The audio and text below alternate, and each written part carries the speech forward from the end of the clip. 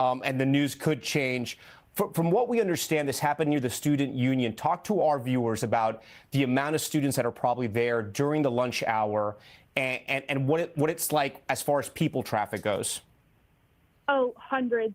This time of day, it is packed. I mean, all the restaurants in there are opening up. Students are getting their lunches, transporting to and from class, going to study sessions, a meeting with friends, just getting a coffee to try to recharge in the middle of the day. It's it's one of the busiest places on campus. Have you spoken to anyone? Do you know anyone that heard the gunshots when this was happening? Actually, a couple of faculty that work in the building I'm in ran up after the sirens went off to take shelter with me and said they heard the gunshots and were running. And that's how they got into the building. Around what time did this happen, Daniela? I want to say right around 12:05. And then when you talk about the police presence there, we understand that there's local police, obviously the FDLE and other agencies. The campus right now, fair to say, completely on lockdown, right?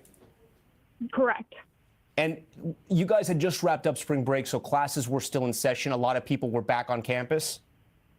Yeah, and it's actually right before finals are coming up in about a week and a half. So we're all on campus ready to attend those final classes and start studying and finish up the semester. So we're very busy. From what you can see outside your window, are there still police? Because we're showing obviously video that we've shot and video that's on social media that we have verified of police running in and out. But are you still seeing sort of that active police presence on the campus? Does it still feel like they may be hunting someone down? Left. Yeah. So in terms of right now, there are U.S. Marshals out here. There's actually people with their hands up right outside my window walking into the Caraway building. There's a man there with a vest and a sniper. And all around me, I can see, as far as I can, nothing but blue lights from the police presence. It's only grown since I have been sitting here. And when you talk about those people with the hands up, I think you're talking about students who are being evacuated to a safer area? Yes, correct. And how many students are we talking here? I mean, are you seeing dozens? Oh, I'm thinking every bit of 100 or more. I mean, it's been a long line of people with their hands on their heads walking into the building across from me.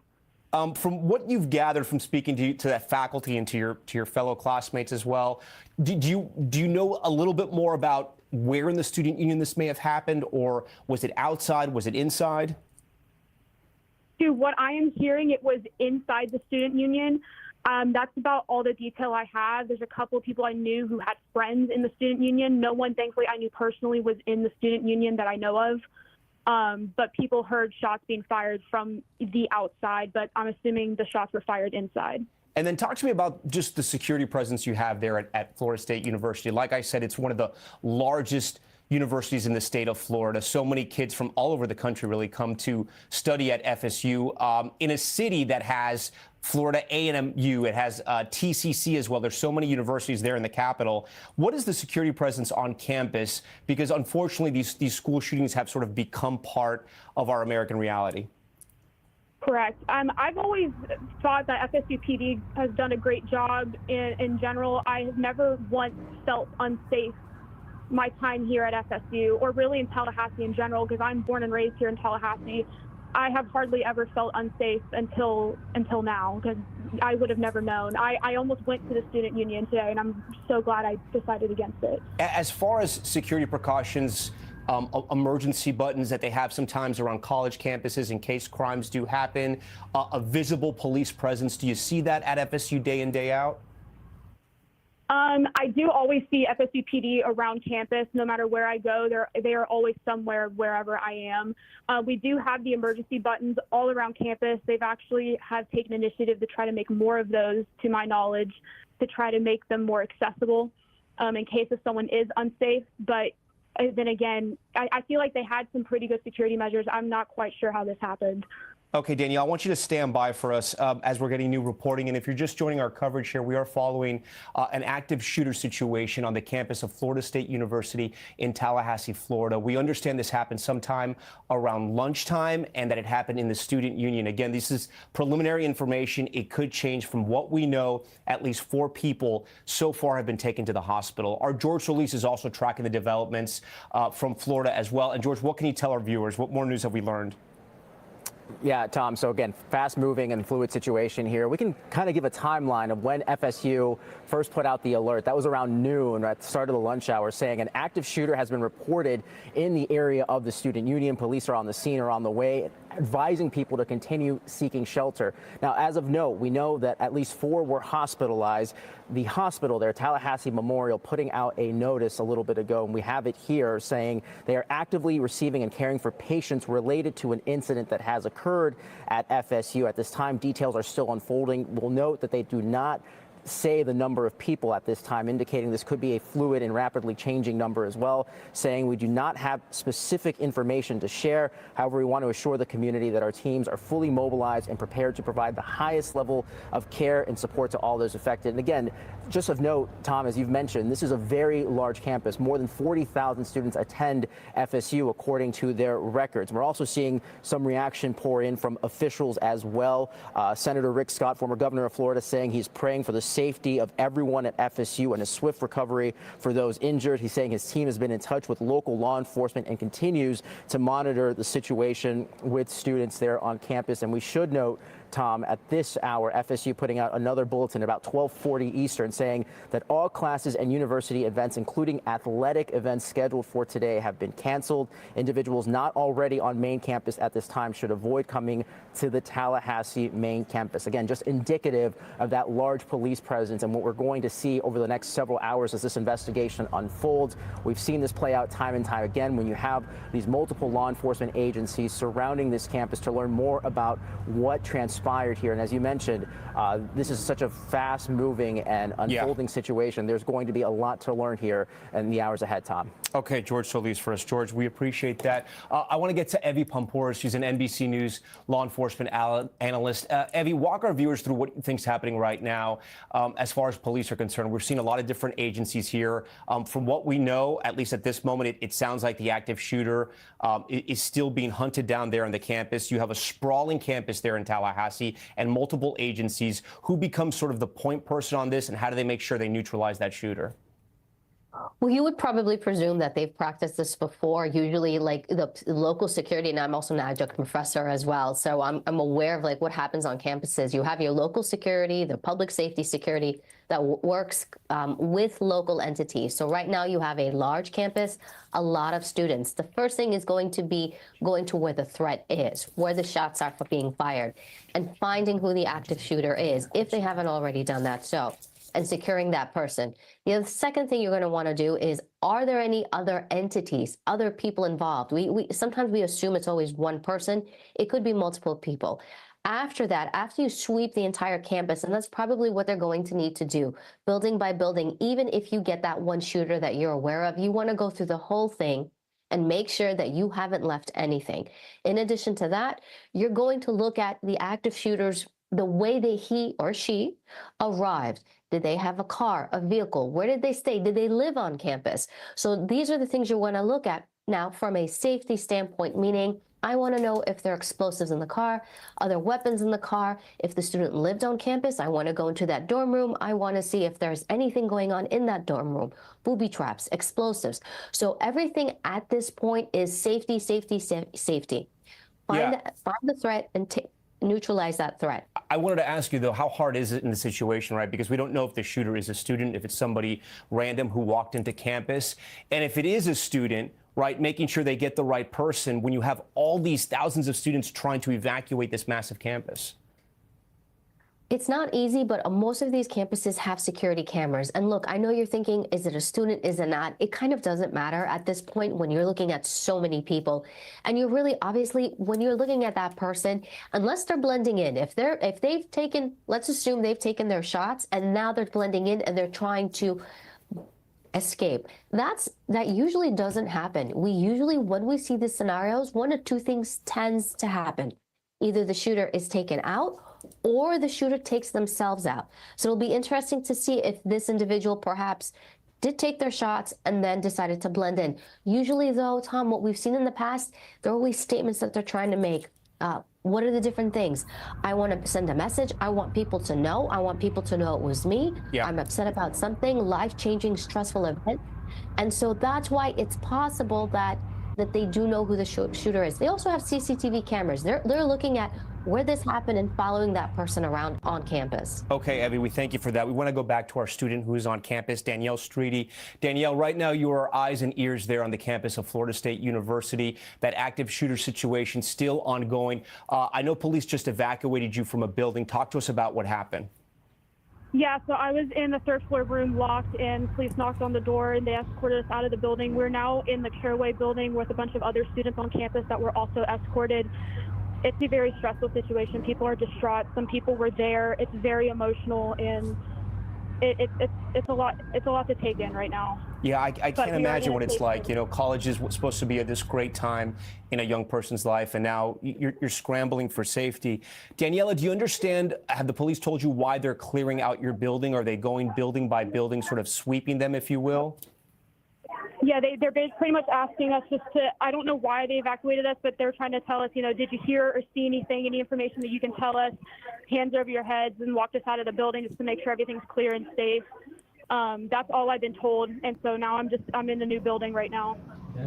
Daniela, we're looking at the video that you shot, that you sent into our newsroom right now. Walk us through what we're looking at right here. I think we can see a couple police officers there on the ground. Yeah, so there's way more presence now than there was in that video. It probably quadruple that. Police presence is very heavy right now.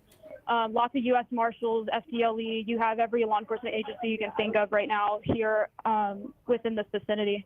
Daniela, I want to make sure I do take a moment and thank you for being so poised and walking our viewers through what's happening right now, because there are so many students, friends, parents who have connections to Florida State University, and just anybody in general across the country concerned about an active shooter on a college campus like that.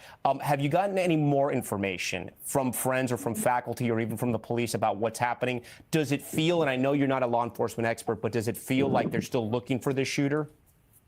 To me, it does not feel like they're still looking for the shooter. Not in my eyes. If they're evacuating people outside, I would hope they wouldn't still be looking for the shooter.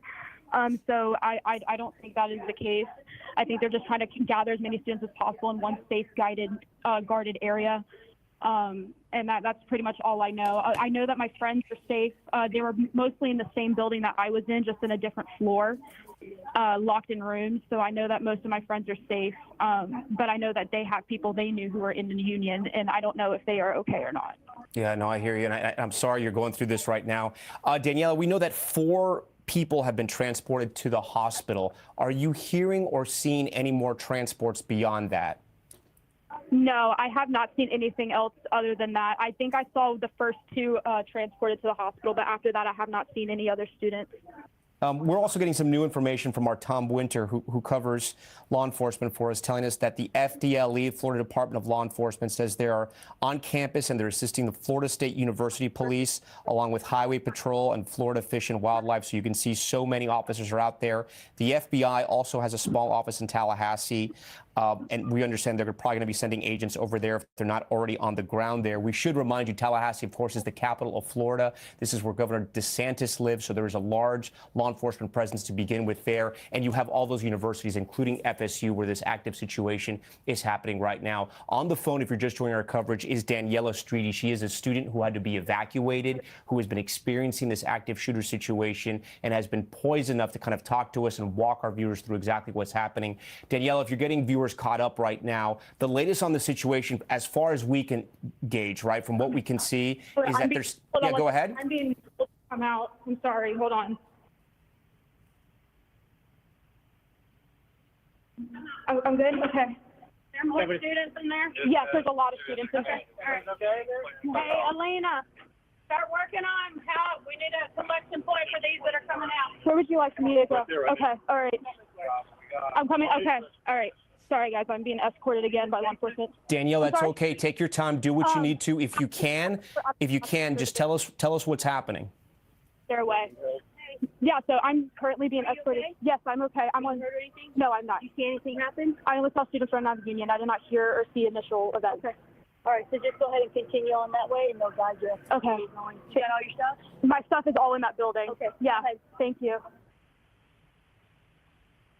Danielle, you still with us? Yes, I'm here. Can you tell us what just happened? Okay. Am I being led back into the building? Yes, ma'am. Oh, but I was just in that building. I know, I don't know what's going on. Okay. There's a little bit, I think, miscommunication going on right now. I was told to escort the building, and now I'm being told to enter back in the building. So, Yeah, sometimes in these situations, obviously things aren't run as smoothly, as perfectly as you want, and you can sense sort of a little bit of the chaos there. But police are on the scene. Daniela Streety is a student who's been told to get out of her building, but now she's told to enter back into her building. Are you getting any more information from the police? Have they said if the shooter has been located or neutralized? I have not been given that information officially from law enforcement here.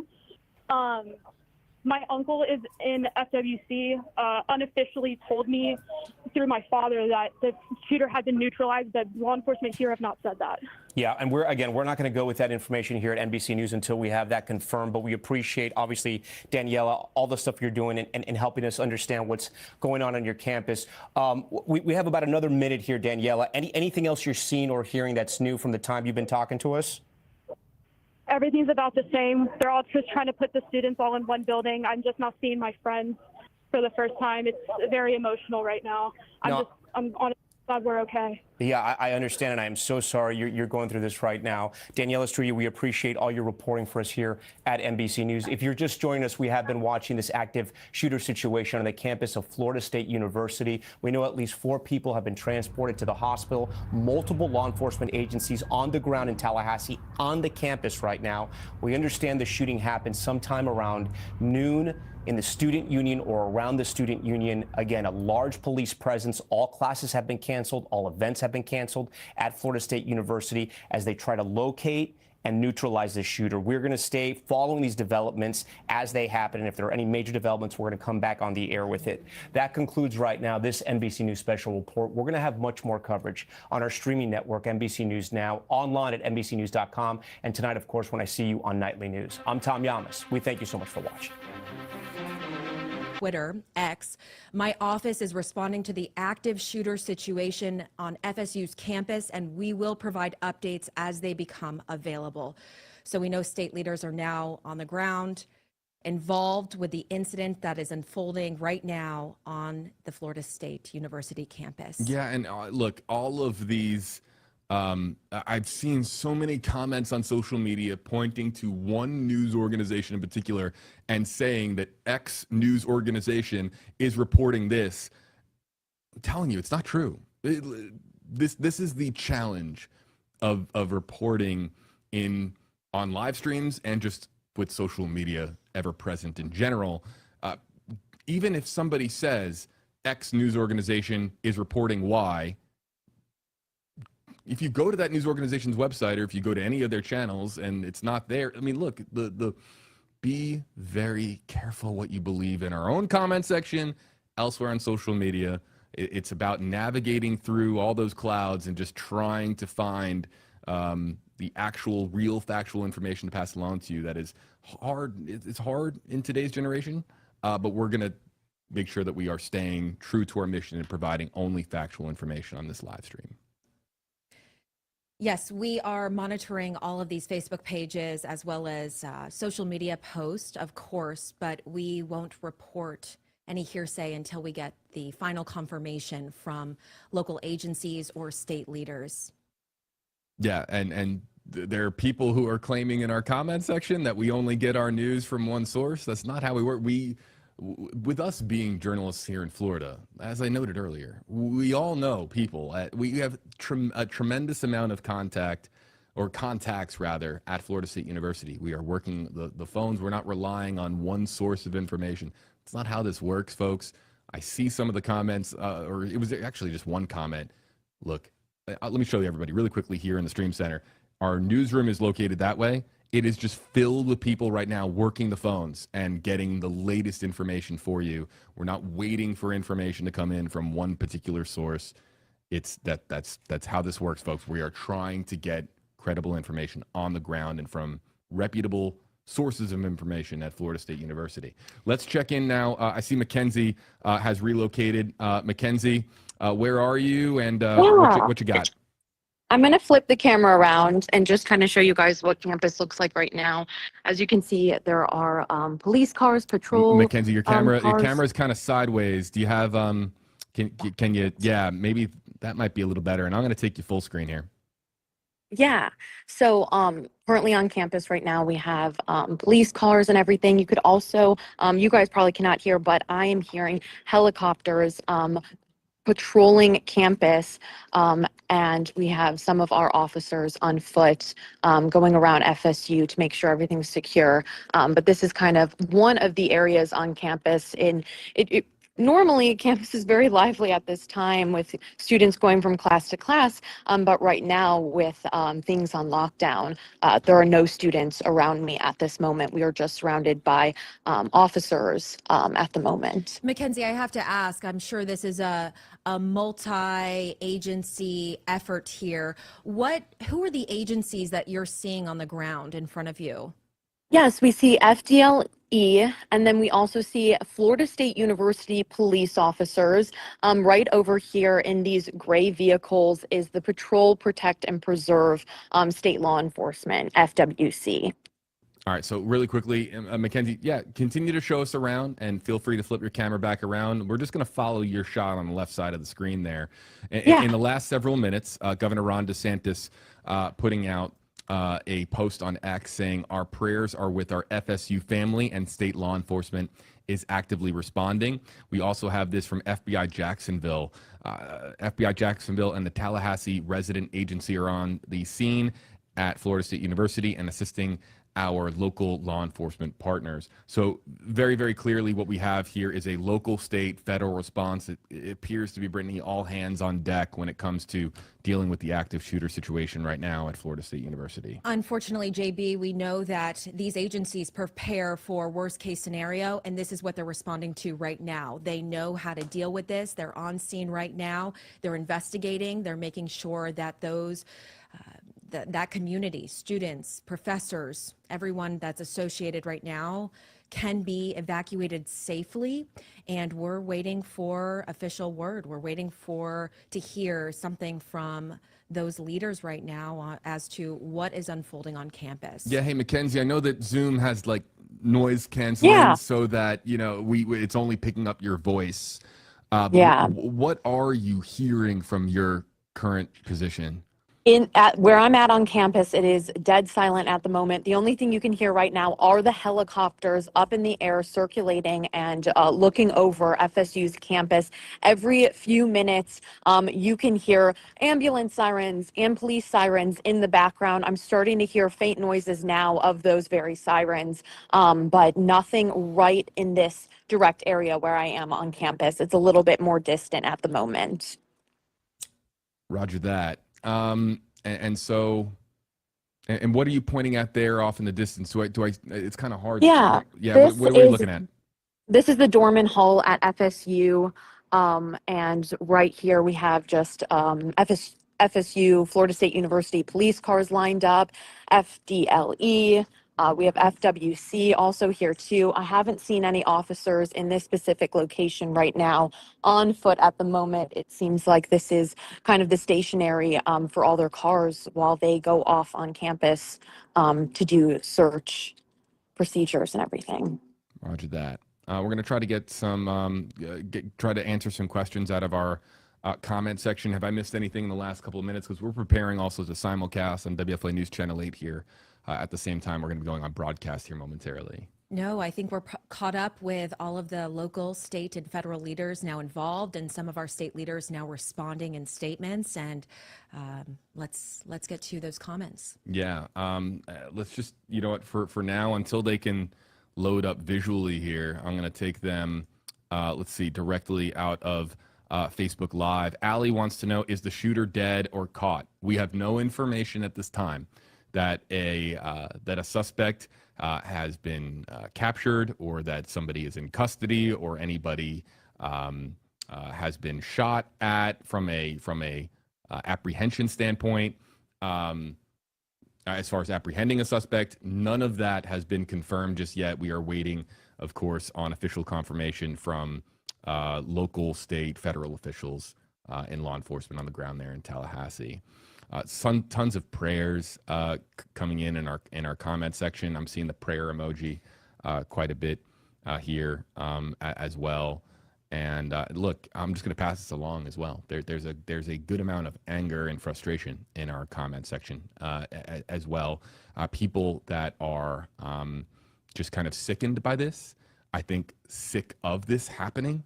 And we hear about school shootings that occur, and it becomes very real for people when it's close to home. And this one, Florida State University might be an 8-9 hour drive away from us here in Tampa with traffic. But it feels very close to home for us because of the volume of people that we know that are associated with Florida State University, including I have family members that have attended Florida State University. And so as a result of that, people just say, hey, look, this is basically in our backyard. It feels like it's in our backyard here in Tampa Bay. And so that just makes it really, look, it makes it very much more real for folks in Florida rather than dealing with a school shooting that's happening, Brittany, perhaps in another section of the country. Today, it's very real for Floridians that this is actually happening at one of our most prominent schools. It's very real. It's very personal. So many of the community members here in the Tampa Bay area have contacts and connections and loved ones that live in Tallahassee, work in Tallahassee, go to school in Tallahassee. So, of course, this is very personal and is very real. And everyone is anxiously awaiting to hear some information about what exactly is unfolding on campus right now. Yep. Again, going to try our very hardest to get comments loaded up here on screen as soon as we can so that we can have a back and forth Q&A with our audience once we get that functionality working. If not, we'll continue to just shout out comments. Let's go to the WFLA YouTube page and see what folks are saying over there. Yeah, I mean, Crambo in our YouTube live comment section saying, quote, everything is just news until it happens to you or close to you. I think there are a lot of people that certainly feel that way. And so, yeah. And look, again, there's so many various news agencies being thrown into our comment section saying, this is what that person is saying, or I'm sorry, this is what this news agency is saying. And then you go to their news website, it's completely not true. So, we'll continue to pass along credible information here on this live stream. And that's our duty as journalists, to make sure that we are reporting credible information to you from local agencies. And we won't do that until we get that official word, of course. Yeah, and I do see one report that is claiming that a suspect is in custody.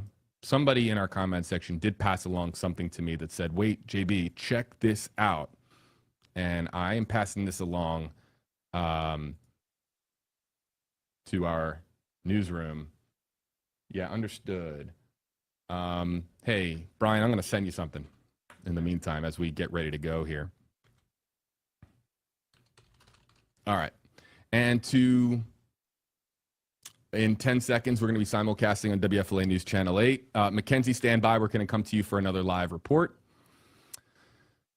And again, we'll be simulcasting on all platforms. All right, hello, everybody. Welcome into the Stream Center for a developing story. Yes, okay, there we go. Developing story here out of Tallahassee. JB Buno, Brittany Muller here with you in the Stream Center in Tampa, Florida. Multiple hospitalizations have been reported at Florida State University after an active shooter alert was put out shortly after noon Eastern.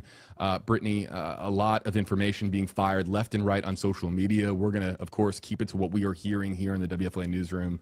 What are you seeing as far as the latest information at this hour? Right. We know local, state, and federal leaders are involved, including the FBI, Jacksonville field office, of course. The staff at Tallahassee Memorial Healthcare is receiving and caring for patients from the reported shooting at the FSU campus.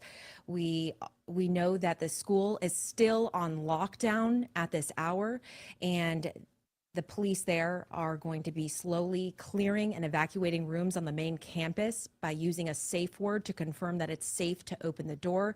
They're asking for the school community to continue to shelter in place until law enforcement contacts them. All right. So the latest that we have, of course, Florida's Attorney General echoing what Governor Ron DeSantis put out a short time ago. It says our prayers are with our FSU family, and our state law enforcement is actively responding. And then additionally from FBI Jacksonville, interestingly enough, it's FBI Jacksonville putting this out, but it says FBI Jacksonville and the Tallahassee resident agency are on the scene at Florida State University and assisting our local law enforcement partners.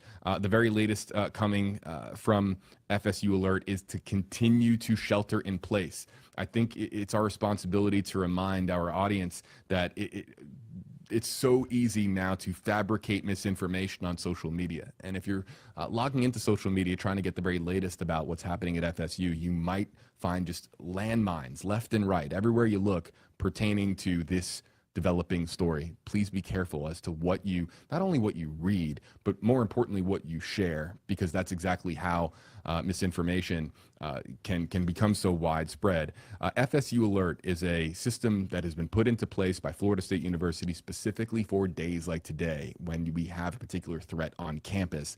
And so the very latest that they have, we're getting to the point now where we probably are expecting an update here soon, because they've been putting out updates every 15 to 20 minutes or so in the last hour plus.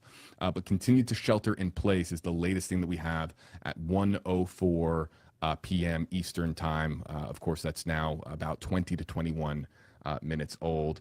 We also have our WFLA Tallahassee Bureau correspondent, Mackenzie Laporte. She's there with us on the ground. She's been joining us on Zoom, showing us the sights and sounds around campus. When I see her picture come back up, I'll share that here with you. Actually, I see that Mackenzie is there with us. Mackenzie, what's the latest that you are seeing and hearing there on the ground outside of FSU? Yeah, I moved to another location on campus, and it is still very vacant. There are no students out walking around. Every so often you'll see some, leaving campus and exiting, but it seems like campus is pretty much a dead zone with either students already have evacuated or some who are still inside sheltering in buildings. Mackenzie, you've been, how easy is it to, I mean, as far as your position right now, first and foremost, please be safe out there. But what have you seen from a student perspective, from your vantage point, as far as activity? Both, I mean, look, as far as cars, people walking around, are people walking away from campus? What's the latest that you're seeing from your vantage point?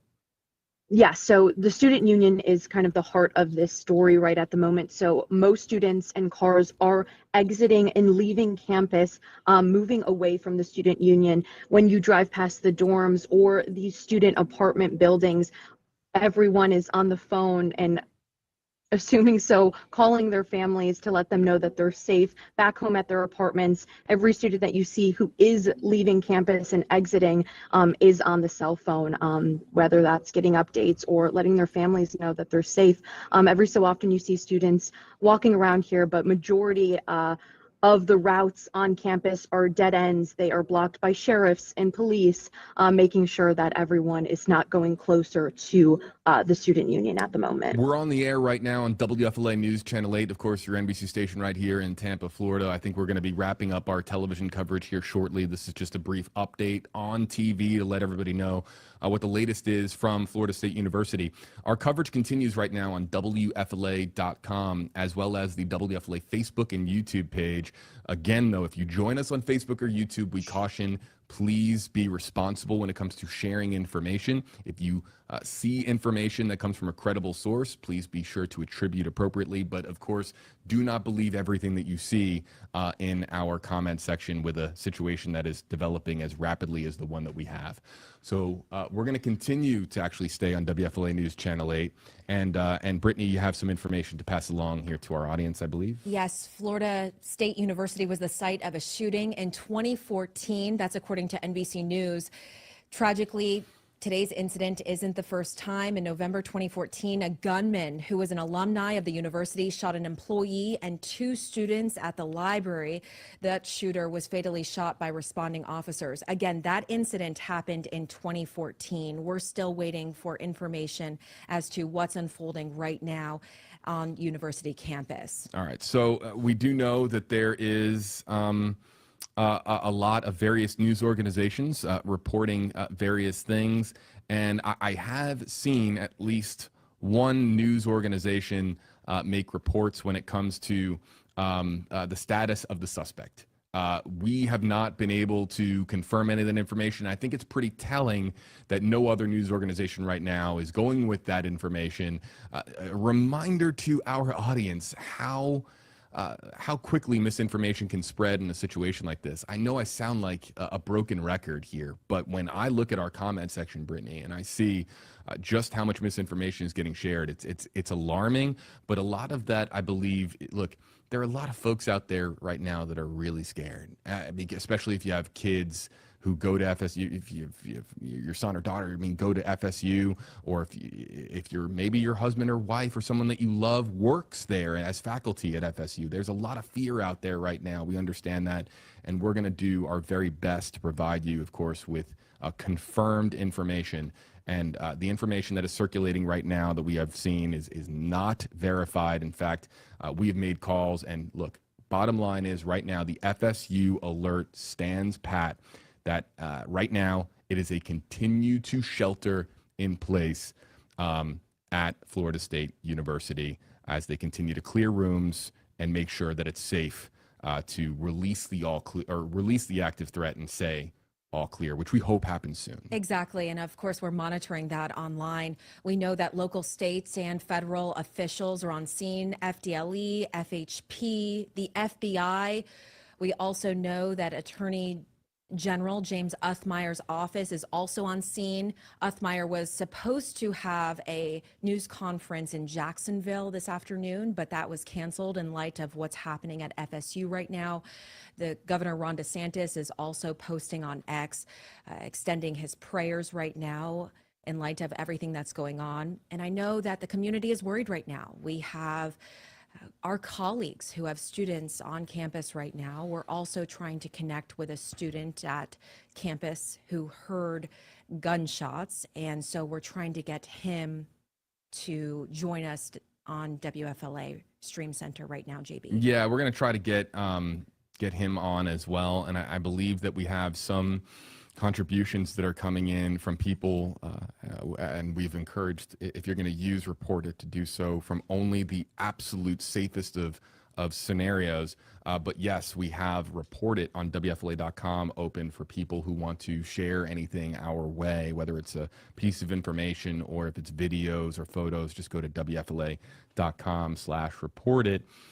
We will be bringing in some more contributors here to the live stream as soon as we do, as soon as we have them. But in the meantime, let's check in with Mackenzie. Mackenzie, where are you, and what are we looking at here from your Zoom vantage point? Yeah, so we are still on campus. I just pulled off to the side to park, and you see some students gathered over here on the grass, very close to these police cars and everything. And I did check in with a few that were walking by, and they said that they were okay. But we are still hearing those helicopters circulating campus as well. And this is the scene at the moment. We're seeing some students gathering outside of class halls and everything. Mackenzie, while we have you, I know that you're also paying attention to any incoming texts, any incoming information. Have you seen anything since you've been on this particular live stream with us? All I've known so far, still to be true, is that the FSU alert is still ongoing. And from what I can see out here in front of me, feet on the ground, is a lot of students leaving campus, and most of them are on their phone calling parents and families, I'm assuming, to make sure that they know that their loved ones know that they are okay and they're safe. Mackenzie, thank you. And talk to us a little bit about what those people that you're seeing walk away from the scene. What are they saying? How are they feeling? What are the emotions right now? I mean, it's very chilling.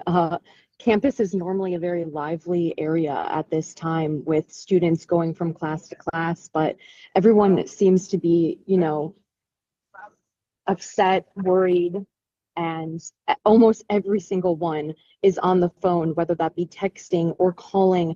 I'm assuming to update their families and loved ones about what they're seeing and their safety so far. But it's very chilling walking around campus, seeing almost no one around in some parts, and seeing all the different dead ends that are blocked by police officers and local sheriffs, making sure that everyone stays safe and doesn't inch closer to the student union at the moment. Of course, the school is still on lockdown, and we know that it's a multi-agency effort that's underway right now. And I'm sure you could still hear those choppers overhead. What kind of agencies are you seeing pass by?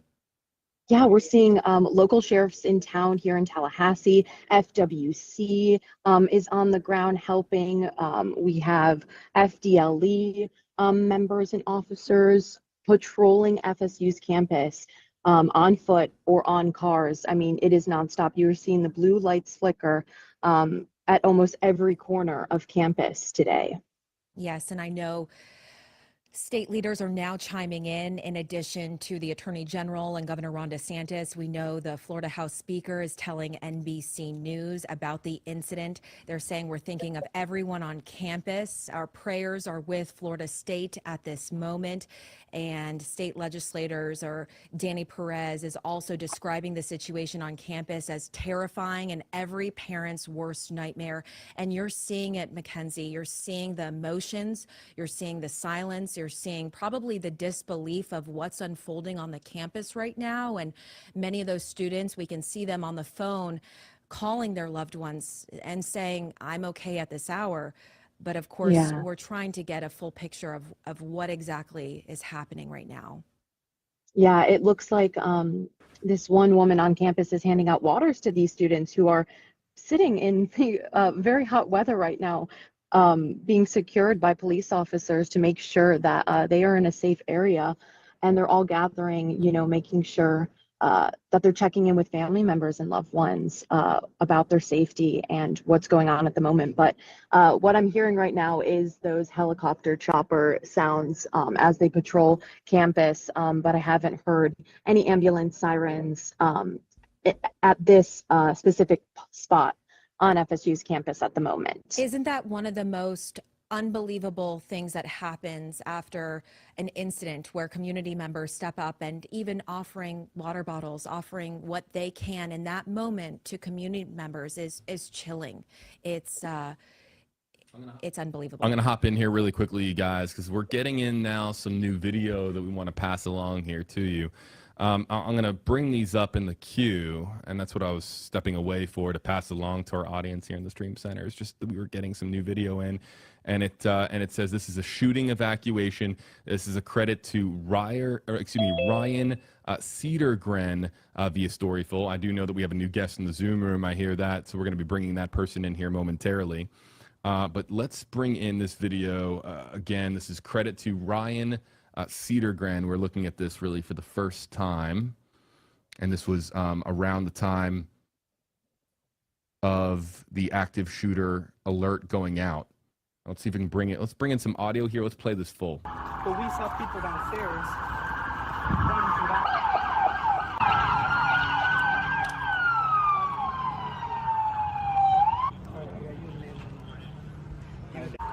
But we saw people downstairs running from back. All right, and that's from Ryan, and we appreciate that video being sent in. A lot of these videos can also be sent in via WFLA.com/report it. But again, if you use that tool, we encourage you to do so only from the safest of scenarios, the safest of circumstances. This is another video. This is coming in from Garrett Harvey.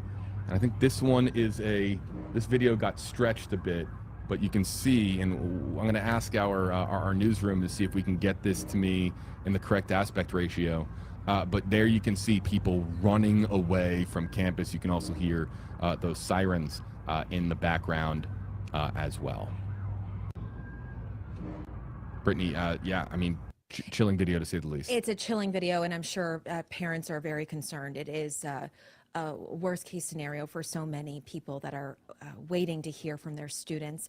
I know that we have a guest. I'm not sure if we can pull him up, but Yeah, he's a current. let's bring in Chris. Chris is a former intern here at WFLA News Channel 8, and it's it's fun because Chris, I was about to say it's good to see you. I just wish it was under the better circumstances.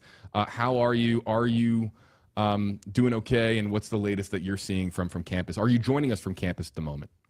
So I'm not joining us from campus right now. I'm actually in my apartment, which is off campus, but still only about a block away from the school. But I am safe now. But I was at the scene when this unfortunate shooting did occur. So I was in the student union. I just grabbed my lunch. I was getting ready to work on some of my meteorology homework. I am a meteorology major here at FSU. I'm a junior, just for some further context. But I was in the union, and from the east entrance of the building, I saw a horde of students running in to the building. And I'm pretty sure I heard someone say active shooter, but I can tell something was up because there are students running and screaming in the middle of this building.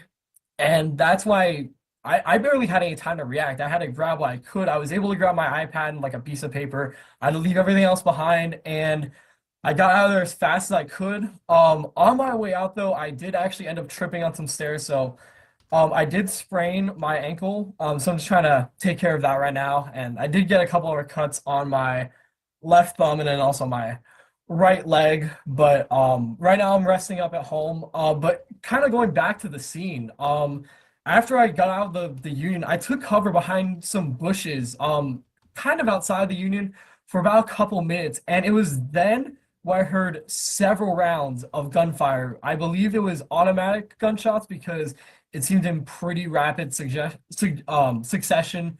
I do not know personally, like with for sure confirmation about injuries or fatalities, but I did hear several of the gunshots. I was able to get a hold of my parents, and I've been checking out my loved ones for the past about hour and a half now.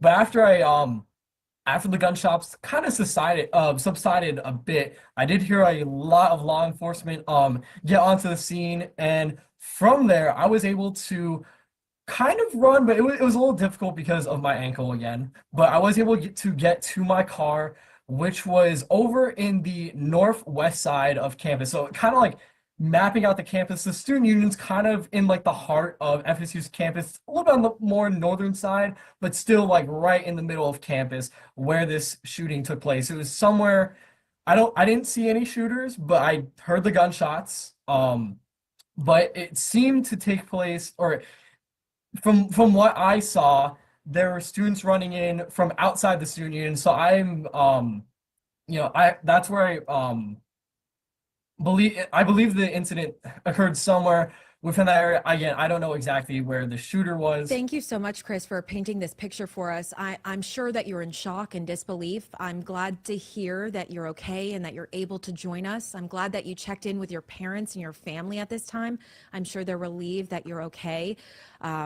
Talk to me a little bit about just the emotions from this. We hear about shootings, school shootings that happen on campus, and we would hope that it would never happen to you. Talk to me about that, and after experiencing what you did today, how are you feeling? I'm still trying to process everything. I know you've probably heard many people say this, but genuinely, I was one of the people that, never thought in a million years this could happen to me. And well, today it did. I'm just, I thank the Lord that I'm safe. I was able to make it back to my car. One piece, just very minor, cuts and stuff like that. I'm just, again, resting up right now. I was able to get back home. I did kind of take a different route back home because I just wanted to avoid campus at all costs. But I was able to make it back home to my off-campus apartment safely. Now, I know for several other students, many who did not have the time to really run away or just flee the scene, many of them were hunkered down in the buildings on campus. I have several friends who were just kind of sticking it out in the EOAS building or the Earth Ocean Atmospheric Science building, as well as some other places like the Love building. Now, what I have heard from some of my friends is that law enforcement have started going into those buildings and safely evacuating Yes. students from those areas. Yes, you're exactly right. They're going in one by one, clearing out and evacuating students by giving a safe word. But I also want to let you know there's a Brittany, FSU alert that or was just sent out. Yeah, that's exactly what I was going to hop in. Stand by here, Chris, for just a second. What do you have, Brittany? All classes, university events, and business operations are canceled through Friday, April 18th. That's tomorrow. Essential employees should check in with their supervisors for further reporting instructions. Athletic events in Tallahassee are canceled throughout the weekend, and the Tallahassee main campus continues to remain in a shelter at this hour. All right, and we are also monitoring a situation with, believe right now from the White House. Yeah, President Trump is with Vice President J.D. Vance. And in fact, I'll show you this live picture here really briefly, folks. We are paying close attention to if President Trump addresses the ongoing situation at Florida State University. Paying close attention to this. If President Trump says anything regarding the developing situation at FSU, we will pass it along here to you. I do not know if he has said anything yet. I'm going to check with our news team in the newsroom as to whether or not any update or any comment from the president was shared as he continues to meet with dignitaries in the White House. We're monitoring that, of course, on social media and all platforms. But can we bring back Chris in if possible? Yeah, let's bring Chris back in. Chris, how's your ankle?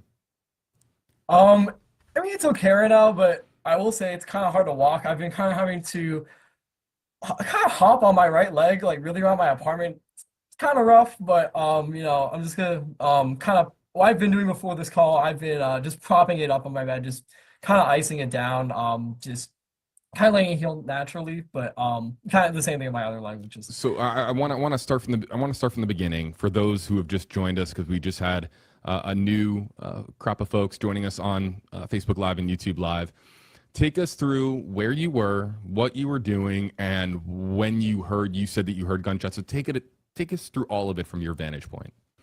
Yeah, absolutely. So I was in the student union. I just grabbed my lunch, just I finished eating. I was getting ready to do some of my meteorology homework when I saw a large amount of students running into the student union from the east side, screaming, and I believe I heard active shooter.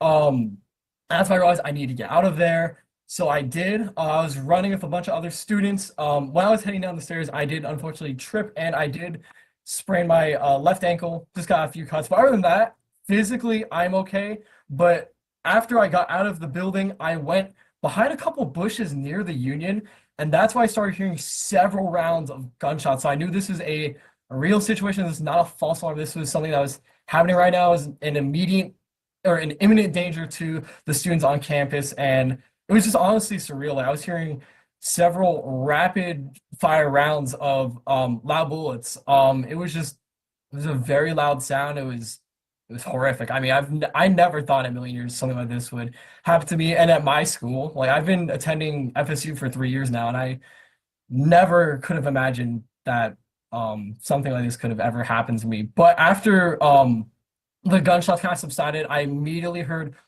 several law enforcement units heading to the scene. Their response was quite rapid, so I do commend them for that. However, I still don't know official details regarding any injuries, fatalities, or even if the suspect or suspects have been apprehended yet. But after I took shelter, I was able to make it to my car, which was parked on the northwest side of campus. And from there, I had to take kind of an alternate route back home. I just wanted to avoid Tennessee Street because I know you actually shared some video from my friend Ryan Cedergren. His video caught. That's your friend? Yeah, I'm Oh, friends wow. with. I believe you also used a video from Garrett Harvey. Garrett Harvey. I'm friends with both of them. Which So, is funny, well, only yeah. because that was just pure coincidence that those students happened to send in video that was in no connection to you, Chris. So, Yeah. you know, even with a student population of how many students it was earlier? I mean, 46,000. so just so happens that you know who sent us in video earlier, and we thank them for sending in that. In fact, let's show some of that video here. This is first from Ryan. But I'm sorry, Chris, continue. Yeah, you're good. So in those videos that are on screen now, I mean, you can see the law enforcement units are beginning to arrive there, and several students are, trying to evacuate. And it was a very just. I mean, I know I felt distraught because I was like, "What on earth is happening?"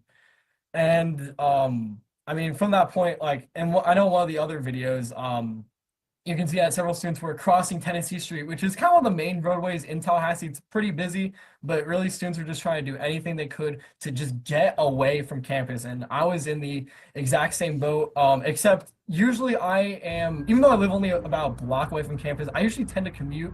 So that's why I try doing everything I could do to just get out of the scene. I avoided Tennessee Street. You can kind of see, there were some cars on the road and students were just trying to flee from the scene. So I did go a little bit of a different route just because I want to just avoid the campus at all costs. So I kind of just went I almost did like a larger loop back to my apartment, but I am safe now and just kind of processing everything, just kind of gathering my thoughts here.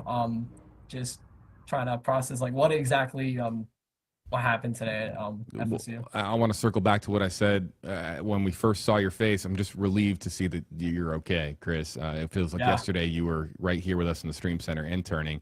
I froze this here on the center of your screen because you can see there, those are the people that are frantically running across the street in the opposite direction of campus itself, of the student union as we understand it. And then this is again from Garrett Harvey. So if you haven't seen this video, this is one of the many videos that are beginning to circulate.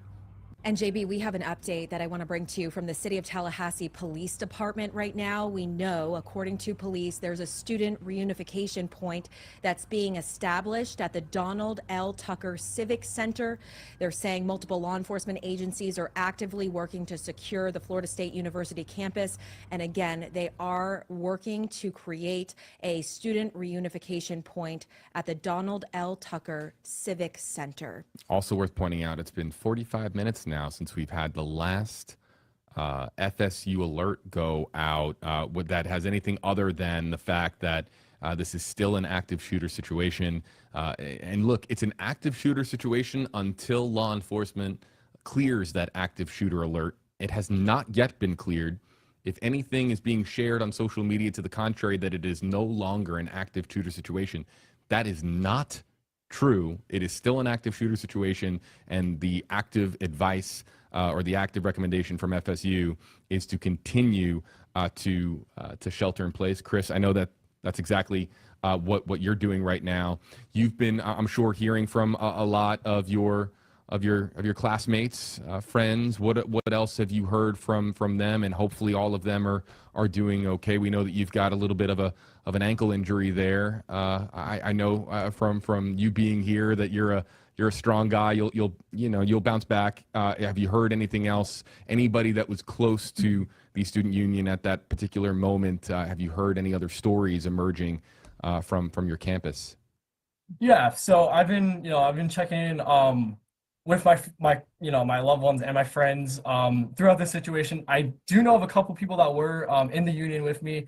Some of them, I believe, were hunkered down. I know Ryan messaged me through Snapchat that he's safe, but I believe he was also in the union at the time. So basically what's kind of been happening is that some of the students like myself, I was one of the people that actually had the opportunity to flee from the scene, while many others were just kind of instructed to hunker down in just the buildings around campus. I've spoken and just heard from my friends, specifically in the meteorology department, that the SWAT and local law enforcement have begun to evacuate them from the buildings to a safe location. And as JB just mentioned, FSU is establishing a point on campus, the Donald L. Tucker Civic Center. That's where Chris, FSU basketball Chris, I'm so plays. sorry to interrupt. Can you pass that along to me again? A suspect is in custody according to AP.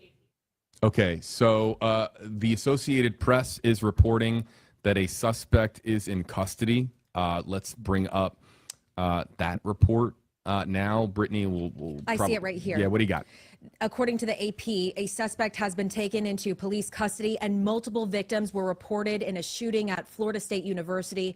A person familiar with the matter told the Associated Press. The extent of the victim's injuries was not immediately known, and there were no additional details about the person who was in custody. The person was not authorized to publicly discuss details of the ongoing investigation and spoke to the AP on the condition of anonymity. Okay, multiple hospitalizations remain. Suspect in custody.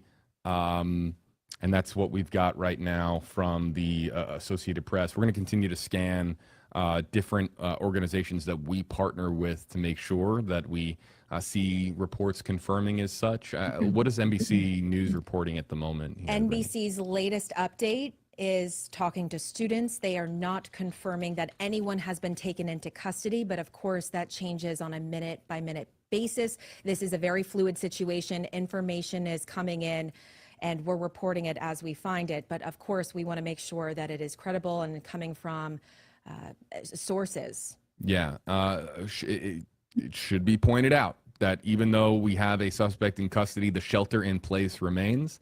When the threat is deemed to have been dealt with by local law enforcement in tandem with, I'm sure, state and federal law enforcement, as we see here on this shot. Actually, I want to bring this up really quickly there because we see there was a police cruiser that was heading towards us, and it looks like escorting a bus there, and that's just one of the few moments in the last 20 or so minutes that we've seen any significant activity on the Macomb Street and Tennessee Street shot.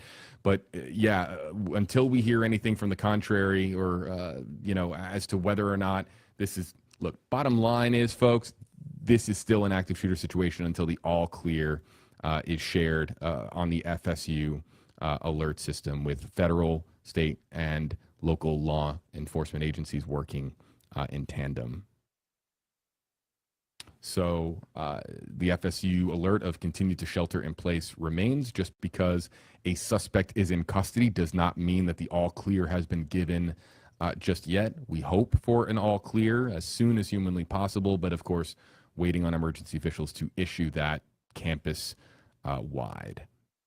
And we're combing through different agencies' websites, trying to make that confirmation on our own as well. Yeah, different prayers, of course, coming across right now on social media. So that's we'll stay in touch with our various partners and continue to pass along information as it's received.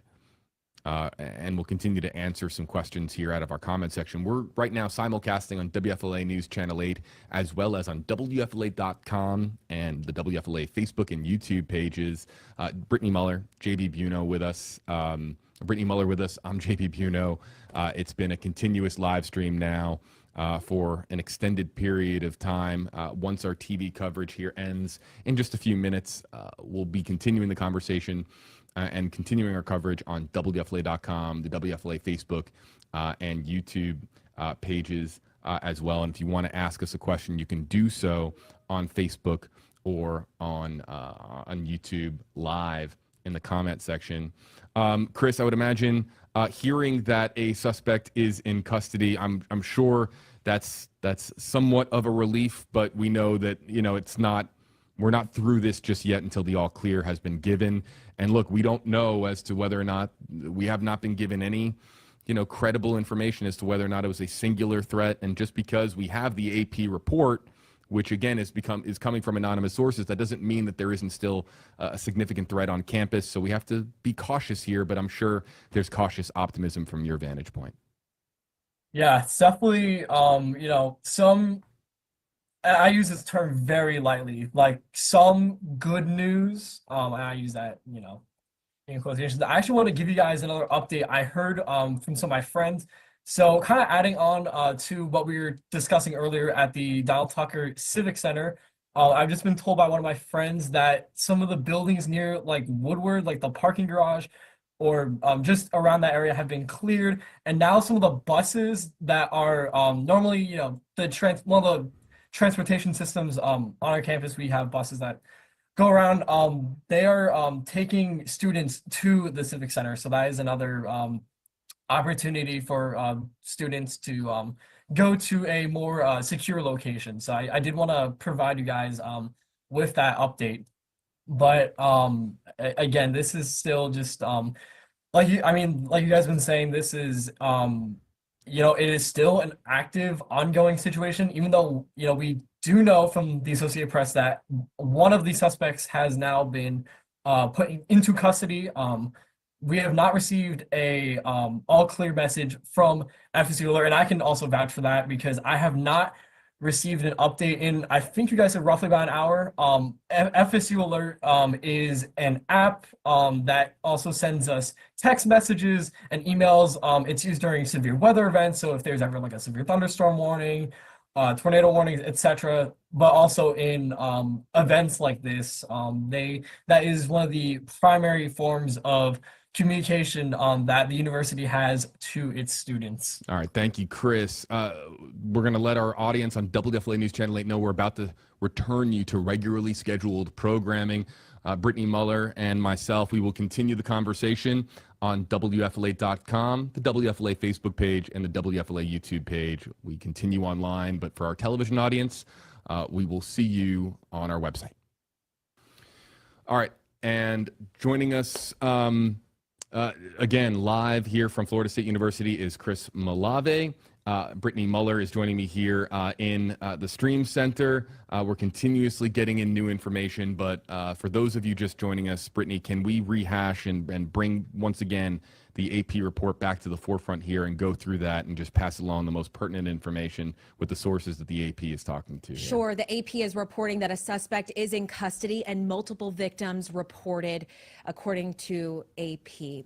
And they are saying that a familiar source with the matter told the Associated Press, and they were not authorized to publicly discuss the details of this ongoing investigation. So again, we are working to confirm this information independently, but that of course is what the AP is reporting at this time, and we're monitoring. We know local, state, federal leaders are all involved in this investigation. Students are now being brought to the Reunification Center at the Civic Center. So the investigation is unfolding, and we are waiting to hear from FSU, local police, about what exactly is happening at this hour. Yeah, and we should pass along here as well that they have at least 6 people who have been hospitalized and 1 in critical condition. Apologies if you had stated that. 1 in critical condition, according to a spokesperson for Tallahassee Memorial Healthcare. Police were called to the scene around noon. Students and faculty were, of course, as we've been talking about, instructed to continue to seek shelter and await further instructions. FBI agents are on the scene. President Donald Trump has been briefed. So it's a lot. It's a lot of the standard information that comes out in a school shooting, in an active shooter threat, as far as various state and federal officials being briefed, hearing from our local hospitals. But really the big thing that we are waiting for is the next FSU alert as to whether or not we still have an active threat on campus. It is still a shelter in place at this time. I know everyone's probably asking themselves, my goodness, why does he keep saying that? It's because it's really important to not give a false sense of security. A suspect is in custody, but this is not over with by in an official capacity. So we have to be very responsible here and making sure that we're passing along the current status of the FSU alert, which is shelter in place. Police are responding to an active shooter call at the student union at Florida State University. And it's important to note that law enforcement is actively clearing rooms one by one. Law enforcement officers are using a safe word to confirm that it's safe to open the door, and then students are being brought to the Civic Center to be reunified. So this is it's a big process, and I know in the past, JB, that I can tell from experience as being a reporter that I've covered I've covered when local law enforcement plans one of these shootings. And so it's a multi-process part, and it's very exhausting and it's very emotional just to even see and witness that as practice. So it's all hands on deck right now between the local authorities, the hospital, the students, the school community, and they're making sure that everyone is staying safe right now. Yeah, and let's just review the gargantuan amount of information that we do not have. We do not understand the circumstances surrounding the shooting itself. We do not have any confirmed information on how many people were involved. We have no idea as to, we have a number of people that have been hospitalized. It's 6, or I think the AP said, actually, let's not say I think, let's be sure. The AP said 6. At least 6 people have been hospitalized and 1 in critical condition. But we don't know if those are students. We do not know if those are faculty. You know what also, Brittany, can get a bit confusing also from a reporting standpoint and just from an understanding the story standpoint in a situation like this, is when you have a hospital reporting the number of people that are hurt or critically hurt, or if they are reporting a number of fatalities, and you don't know if the suspect or suspects are among that number. That also too can get confusing because we do not know if the suspect is among those who are being treated at the hospital. That's something that can get particularly confusing in an active shooter situation as well. And we know chaos ensued at this campus, so we don't know the extent of those injuries and why they're in the hospital. So we're just eagerly awaiting that information. All right. Florida State home athletics events canceled through Sunday. I'll read this release. It's brief. All Florida State athletics home events through Sunday, April 20th have been canceled. Further updates on events scheduled for next week will be communicated when available. Florida State, one of the most recognized athletic programs in the southeastern United States. So while that might seem to be like an afterthought and probably feels like to many it's an afterthought, canceling home athletic events is still a big deal when, of course, it comes to a student population and athletic program as large as FSU's. So passing that along, that basically athletics have been shut down even before the alert has been canceled. FSU taking getting ahead of this and canceling athletics events through Sunday. And of course, we're going to be seeing this. This is a very fluid situation. Information is coming in on a minute-by-minute basis, and that's why we're here, to bring you that information. We're going to bring in Chris one last time. Chris, we're going to keep the Zoom room open in the event that you would like to share something along with us, but any final words? And again, happy to hear that you are doing okay. Concerned, of course, for your classmates and the rest of the FSU family, as we again hear that at least 6 people are hospitalized as a result of what has transpired. So any final words before we say farewell and let you get back to talking with your friends and family? Yeah, absolutely. Well, first off, I just want to thank the Lord for keeping me safe during this horrific event. Again, I never would have ever imagined that something like this would ever happen to me. I mean, I've grown up hearing about these events, and I just never thought it could happen to me. And to see something just so horrific happen to the place that I call home. I've called FSU my home for the last 3 years as an undergraduate. It's absolutely heartbreaking, and my heart goes out to everybody that's been impacted by this awful situation. I do want to thank the FSU PD for their very quick response, and of course I would like to thank JB. Thank you guys so much for bringing me on to just allow me to share my experience. And I know that FSU is a very resilient and very strong community that we can get through this adversity together. And I know it will take, the healing process will definitely take, a while. Like this will probably affect me for years. I mean, like I said, never would have imagined something like this could happen. Like when my mind was completely focused on other things, I was, it's almost final season. I'm definitely very interested to see how the university handles these last 2 weeks of the semester. Next week being the last week of our courses here, and then of course after that is final. So definitely just a lot of uncertainty right now. But above all, I'm just really glad I'm safe. I'm just glad to be hearing from my friends and family that they're also safe as well. I know my phone's been blowing up for the last like 2 hours, but just really glad to be here and just to be here. Just really grateful just to be all things considered. All right. Well, Chris, we appreciate you being here and being brave and telling your story and sharing your perspective with us. Please send our very best to your classmates, members of the FSU family, and look, you know where the Zoom room is. Just let us know if there's anything else you want to pass along. And thank you for your time. We really appreciate it. Yeah, absolutely. Thank you so much. All right. Thank you, Chris. Chris, our former intern here at WFLA News Channel 8, doing a really good job. He was an intern doing meteorology with the Max Offender 8 weather team, but putting on his news hat, his journalist hat for us, and providing his perspective. So we really appreciate him joining us.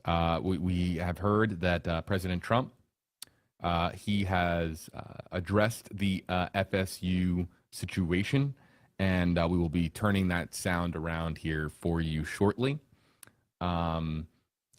He actually, in fact, he's live. I'll just show it to you here, live from the White House. This is going on at the moment, a scheduled event, but of course with the and that's a signal interruption there. Apologies for that. But with all of the press in the room, you would imagine that one of the pressing matters today that the president was asked to address is the situation unfolding at Florida State University. That is, again, one of the largest universities in President Trump's home state.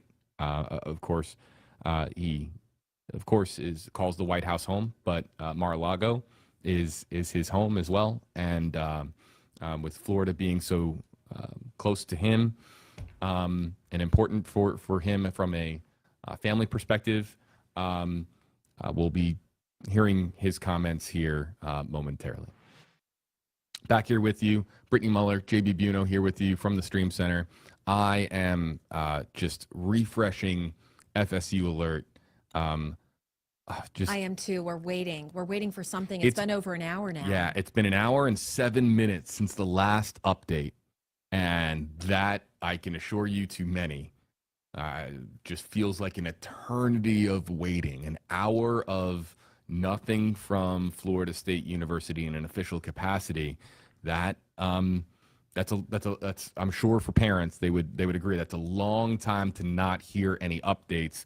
But you would have to imagine that from an FSU perspective, they are only going to put out information when they really have a update worth sharing.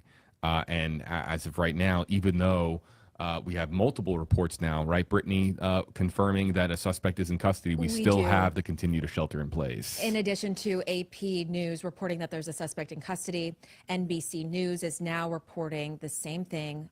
Police say a suspect is in custody in connection to the FSU shooting from earlier this afternoon. All right. So as we continue to get information, what I want to do now is switch gears a little bit and go to our comment section. Our live stream is interactive. If you have a question that you would like to get answered, perhaps you've been very patient waiting for your question to get answered.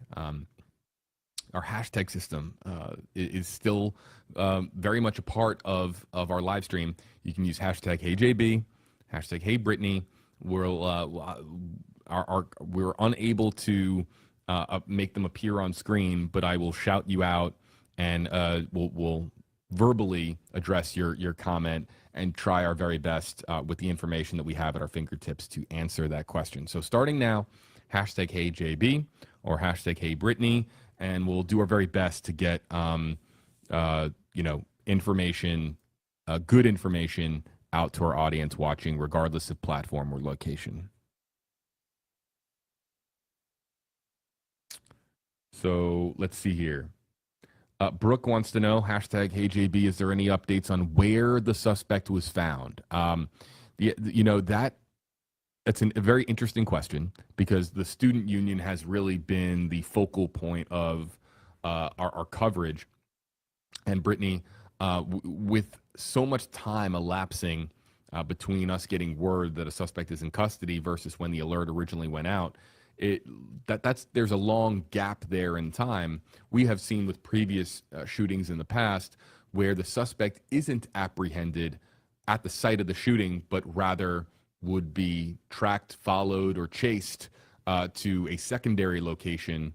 We have let's just get this out of the way. We have no information as to where the suspect was taken into custody, but it's entirely possible that a suspect wasn't actually taken into custody at student union or even on campus altogether. Correct. We have no additional information at this time. We're waiting for official word from the Tallahassee Police Department, and they are the agency that would reveal that information. Marcos asking about any secondary people involved as far as from a suspect perspective.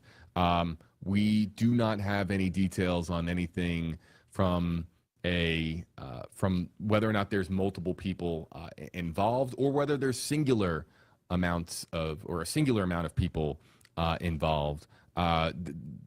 Active shooter situation just means that there's a threat.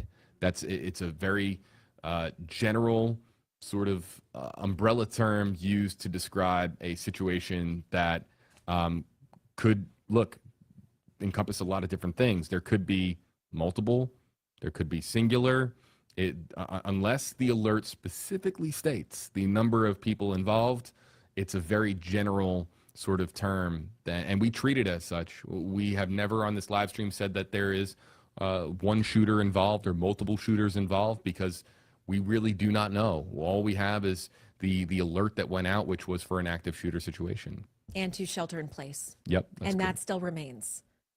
Let's see here. Again, looking for any hashtag Hey JB or hashtag Hey Brittany. I'll read here from Derek, and you can take this for what it's worth, folks, because it pertains to an experience on campus. Derek says, hashtag KJB, I was in a lecture hall with 400 people in the building right next door to the incident, and would like to thank you, would like to make a thank you to the person who ran into our room and gave us a chance to escape. Wow. That's chilling, JB. That's chilling, yeah. Again, we have to take it for what it is as a social media comment, but if true, truly, my goodness, yeah. You'll hear of, in the aftermath of school shootings, you'll hear of those stories of heroism, right? People who did extraordinary things on what, again, school shootings are it's the worst of the worst, but my goodness, to think of just a very normal day. I mean, maybe you're focusing on that English exam that you have to take, or whether you're hanging out with your friends in the cafeteria. It's just another school day. And there's only 2 weeks left Right. of the semester. Right. So things are starting to slowly wrap up. Timothy says, hashtag KJB, is the school sending everyone home? No, it's a shelter-in-place order from FSU. It's a shelter-in-place alert. Law enforcement officers have been going room to room using a safe word to confirm that it is safe to open the door. And it says here, continue to shelter in place until law enforcement contacts you. So depending on where you are at the time, it's a shelter in place, and it's to remain sheltered in place. So as far as sending people home, if you sheltered in place, let's say in a lecture hall, it's until law enforcement helps you from that location and escorts you from that location. No, you're told to shelter in that place. It's not a situation where, oh, the suspect is in custody. I'm going to go home now and go to my car or walk on campus back home. No, shelter in place means shelter in place. So hopefully that makes sense to people. Exactly. And there's a student reunification at the Civic Center. So that's also playing a role in this. Once students get the safe word and the all clear, they're able to go to that civic center. Let's see here. My bet on the WFLA YouTube page, hashtag HeyJB, do you have any information about who the shooter is? No. Absolutely zero. And it might be some time before we get information. We do know that the shooter is in custody, and there's a big difference between shooter is in we should talk about this. There's a big difference between, obviously, I know this sounds obvious to people, but let's actually examine this. Big difference between suspect in custody versus suspect down, or suspect killed or deceased. So a suspect in custody is basically indicating to us and indicating to the public that the suspect is alive and in custody. Otherwise, the AP would have been told by their source in all likelihood that the suspect is deceased. But no, in custody, you would imagine, given that the Associated Press takes their job very, very seriously, it's led us to believe the suspect is in police custody and alive. JB, I also want to mention here NBC News, and of course, we're trying to turn around that sound for our viewers joining us right now. Yep. President Donald Trump is calling the shooting a horrible thing. He said that it's a shame, horrible thing, horrible that things like this take place, and we'll have more to say about it later. All right, so let's cue that up here, and yeah, we're gonna load it into this spot. Stand by, folks, in the Stream Center. There is no person behind the scenes, loading. It's all done by us here, so stand by. Here we have President Trump addressing what has transpired at FSU. Florida State University, Tallahassee, active shooting. I guess it's an active shooter. Fully briefed as to where we are right now. It's a shame. Horrible thing, horrible that things like this take place, and we'll have more to say about it later. And that's that. So a very brief comment from President Donald Trump from the White House, saying, that it will be addressed. He'll share more on it later. Obviously, he's meeting with various officials in the White House today, and we'll likely get briefed on it, and we'll be able to speak more on it when he's updated with more information, as this has been rapidly evolving. Right, and everyone's gathering information at this time as well. So, it's funny, I say rapidly evolving, but really from an FSU standpoint, we are now approaching, I believe, an hour and 15 minutes without an updated alert. So rapidly evolving, I'm sure, in real time on the ground. But from a parent standpoint, you're probably thinking, my God, it's been anything but rapidly evolving as far as the flow and trickle of information out of FSU. Because let's just kind of go through this. We had alerts. Well, we did have the 157 alert, but that was a secondary alert rather than a primary alert. So we had 1240, 104, the 157 secondary alert that was all classes and businesses or business operations are canceled through Friday, April 18th. Essential employees should check with their supervisors for further reporting instructions. But yeah, as far as anything regarding the shelter in place or the active shooter situation, no update in the last hour and 15 minutes, or 17 minutes now, I think it is actually. I think everyone's on standby right now in disbelief. Mm-hmm. After seeing the images that are coming forward and, of course, the scene playing out. We see right there on your screen, it looks like Florida Highway Patrol escorting a bus. Behind that bus. Oh, yeah, let's go full screen here. Yeah, behind that bus, it looks like there's a vehicle. So it does look like someone is being escorted. We see on that street right there, we're looking at Tennessee and Macomb Street. We see deputies or maybe troopers blocking off the street. They're flooding the area. We can see ambulance and fire rescue on scene as well.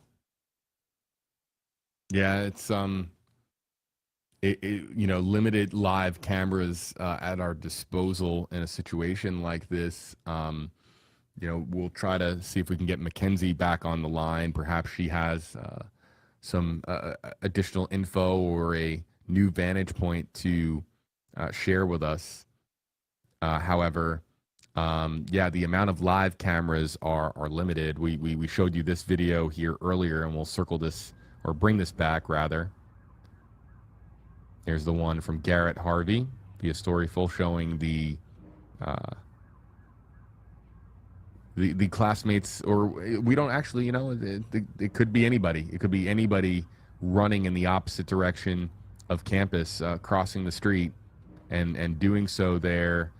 You know, in fact, traffic was very much, you know, proceeding normally, and they had to stop to allow for that group of people to cross the street there.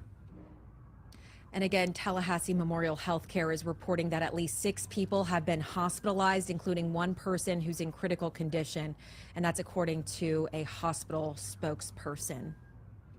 And of course, we don't know the extent of their injuries and what that looks like right now, but we do know they're busy at work. It's a busy day for local agencies or healthcare workers in response to what unfolded at FSU earlier this afternoon.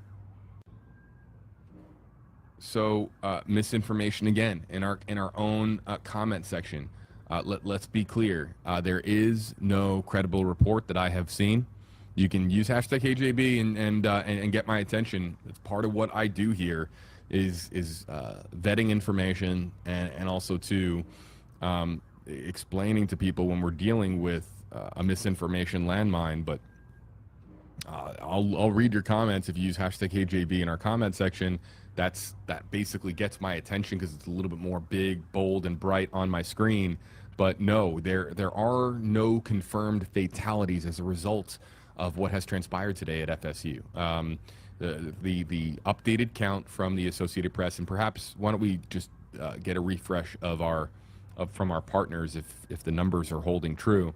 At least 6 victims, according to the Associated Press, one of those being in critical condition, and no, we haven't seen anything about fatalities, correct? Well, no, nothing about fatalities. But what I can tell you, 4 minutes ago, NBC News is reporting that the Tallahassee Memorial Healthcare spokesperson is saying 1 of the 6 people are in critical condition and 5 others in serious condition. Okay, so that's new. So the AP had reported that it was just 1 person in critical. So now we know. And look, hospitalizations can be really wide-ranging, folks. So hearing that 5 are in serious and 1 in critical is not great news, because you were hoping that the 5 other hospitalizations in this case were minor injuries. But to hear that they are in, was it serious condition or serious injuries? Serious condition. Serious condition and critical. So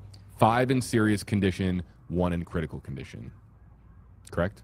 Correct. 5 in serious condition, 1 in critical condition. And that's according to Tallahassee Memorial Healthcare, a spokesperson with the hospital. Yeah, really, that's heartbreaking news, and we just hope that those who are in serious condition are able to pull through. So, yeah, but again, going back to where this began, people in our comment section who are, I understand they're even citing certain news agencies. That doesn't mean, look, I'm going to those sites and then not seeing anything closely close to resembling the comment that we have in the social media comment section. So be very, very careful, folks, when it comes to the misinformation that exists in our own comment section and elsewhere on social media. We have no information on fatalities at this time. But yeah, Santa Bobana in our comment section on the WFLA YouTube page saying, did they say if the suspect was one of those hospitalized? That's actually a great question. We referenced that earlier.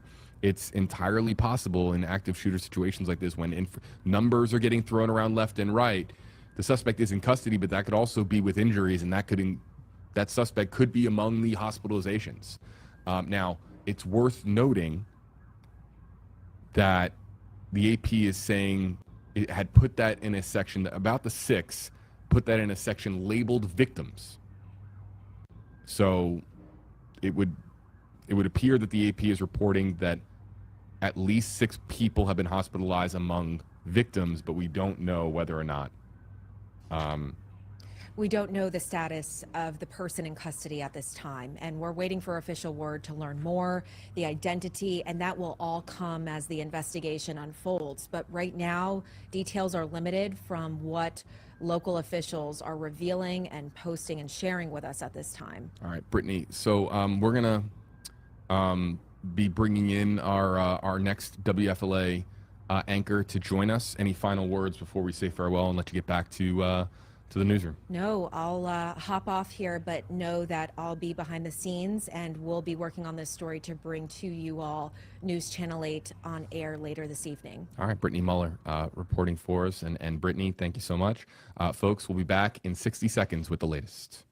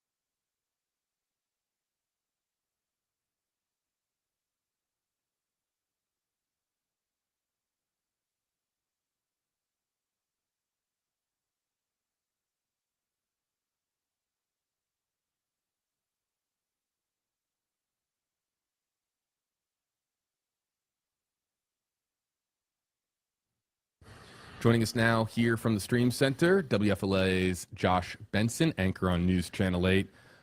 Josh, I'm sure you've been following the developments with what's been transpiring at Florida State University. It's still a shelter in place. We've been checking, of course, FSU for the next update, waiting for the next alert to come out.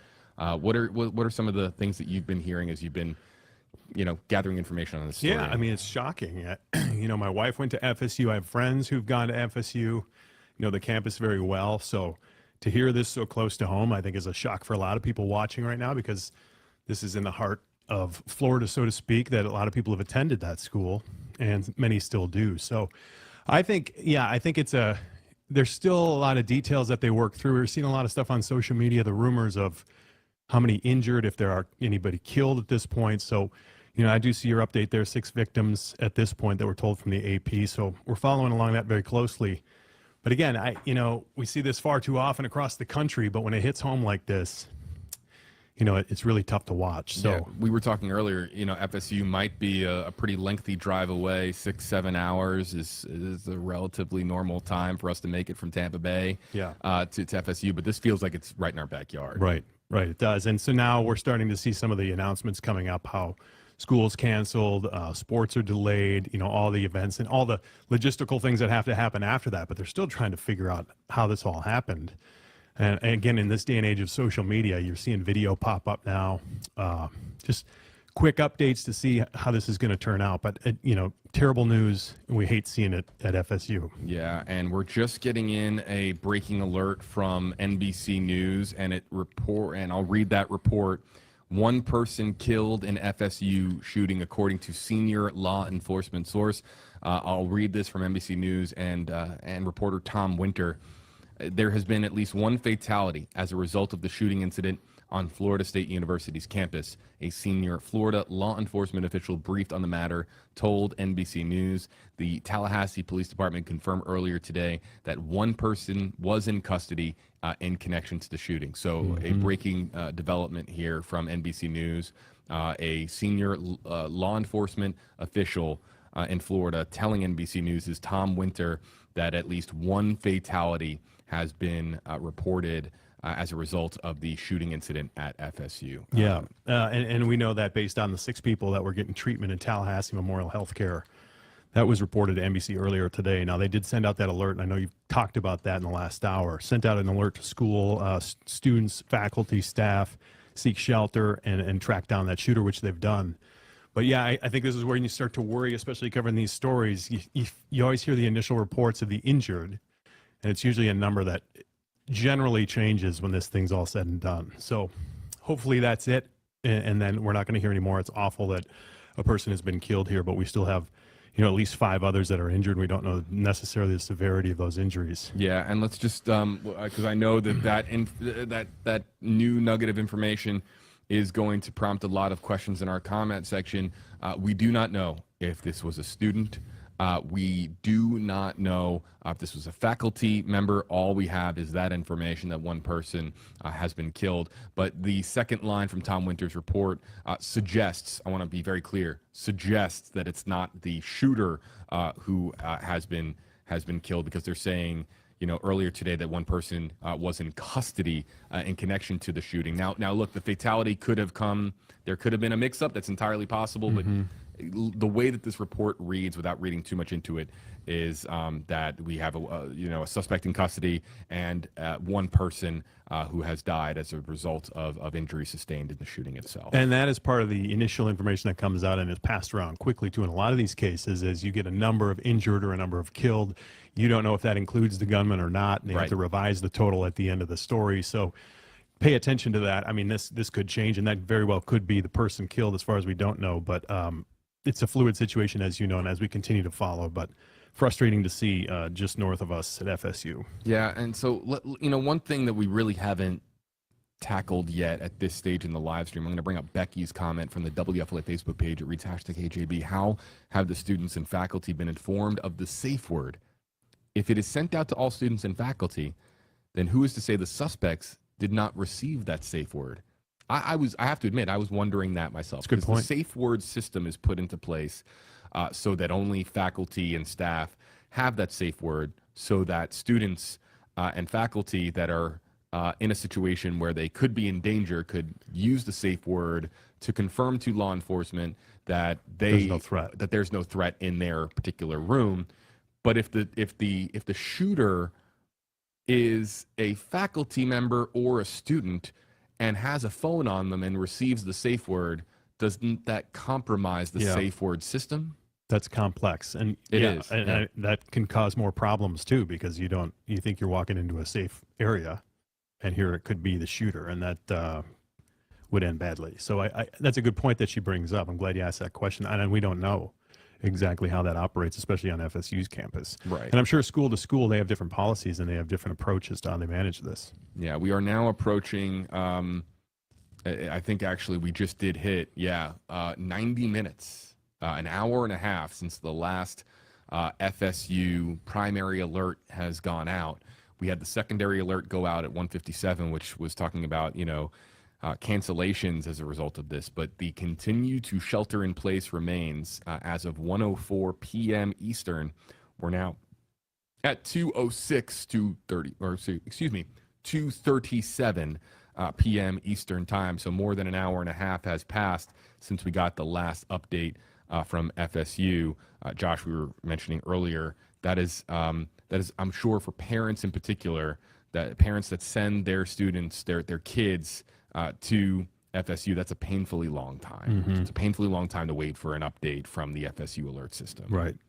But in terms of the response, I see just on what we're seeing in terms of video and in terms we're seeing from first responders, the response was big. It was fast. And soon after this started, I feel like they did have control of the situation. But again, we're still trying to wonder what that death toll looks like, and we don't like to have to approach it, but one person has been killed in this case, and we still have several more injured. So it's frustrating to kind of wait, as you see, to see how deadly this turns out to be, and how quickly they can get it resolved and get people safe and back. It's going to be a while before they get back in class, but this has already turned deadly, and we hate to see that.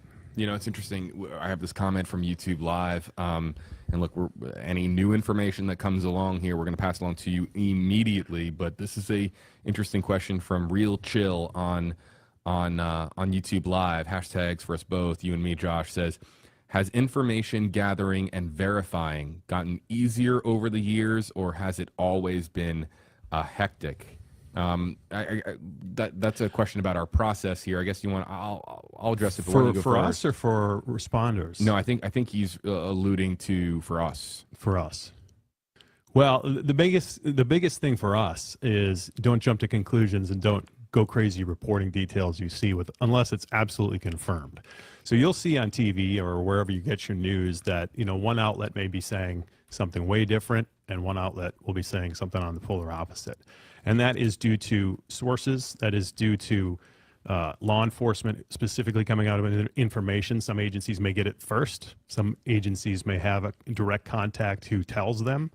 So there's so many variables that go into trying to confirm the actual details of an investigation like this that you have to be really careful, because the adage is once the toothpaste is out of the tube, you can't get it back in. So you don't want to go out and over-report or report false information. So we have to be very careful on what we can confirm and what we hear. Now, NBC News, a national outlet, is very good. AP is very good. We work with them to help confirm these details. And once we have those, then we can bring that to you, like in this situation right now where we can confirm that a person has been killed. Are there more? Possibly. And we will update that if that happens. But I think that's the challenge. You just have to slow everything down, even though it's a very fluid and hectic situation. Slow everything down, wait for that information to come, and let the reporters do their jobs in tracking down the sources who can tell them the truthful information. Stay off of social media, because that is just rampant with everything you can imagine. Landmines all over the place. Yeah. I think that the methods that officials and various agencies use to inform the public has really evolved over the years. Social media is now not like this, secondary means of contacting people. It's really apps, push alerts, and social media is like the primary way that law enforcement agencies reach out to a large amount of people in a very short amount of time. Our process, from a reporting standpoint, I think has mostly stayed relatively true.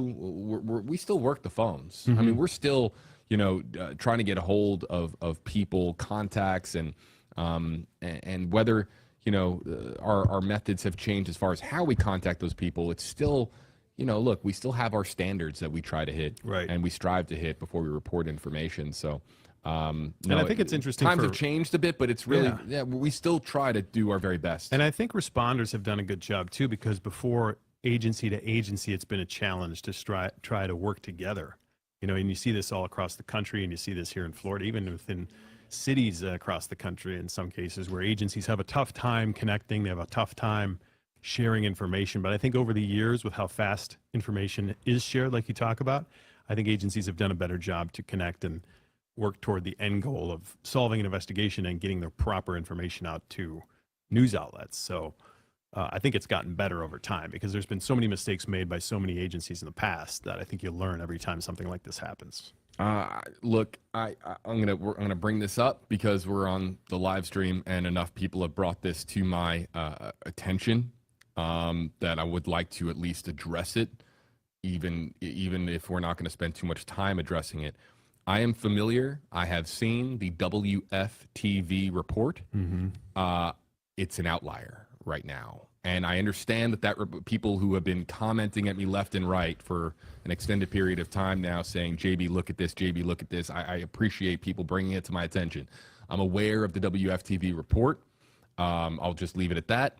We're monitoring that agency in particular as far as where they're getting their information from, and whether or not there's any other outlets that also report that information. But as of right now, That is that is an outlier report, and we do not have any of that information confirmed at this time. Yeah, and I'd like to touch on that. I worked at WFTV, and I know they're very buttoned up over there. It's a very good news organization. Of course, that was 10 years ago. I don't know what it's like now, but for an agency like that to come out and just report that without any really rock solid source would surprise me immensely.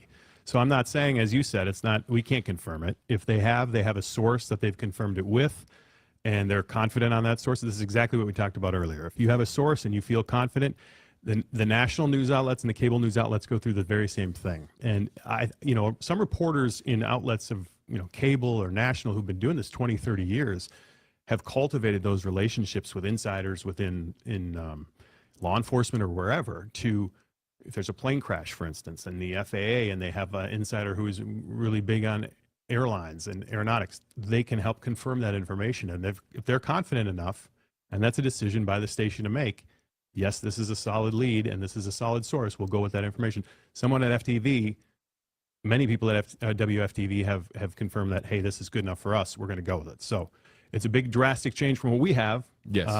And this could balance out and will balance out in the end, but this is where you have to be careful. Extremely careful, and we're not saying anything in regard. I'm not putting, that report in the "it's not true" corner. It's a report that is so different than what everybody else is reporting right now that it just has to be treated as such. It's got to be treated as an outlier right now.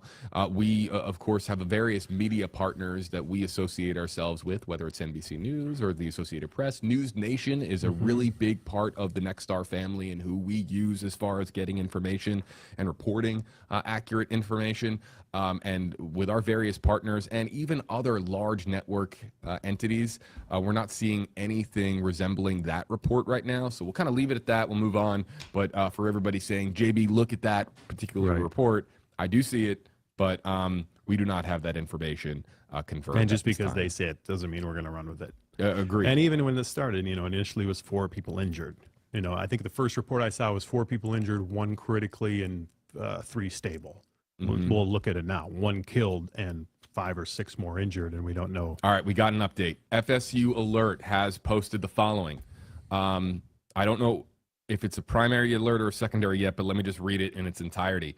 All Florida State University classes and business operations on the main campus in Tallahassee are canceled through Friday, April 18th.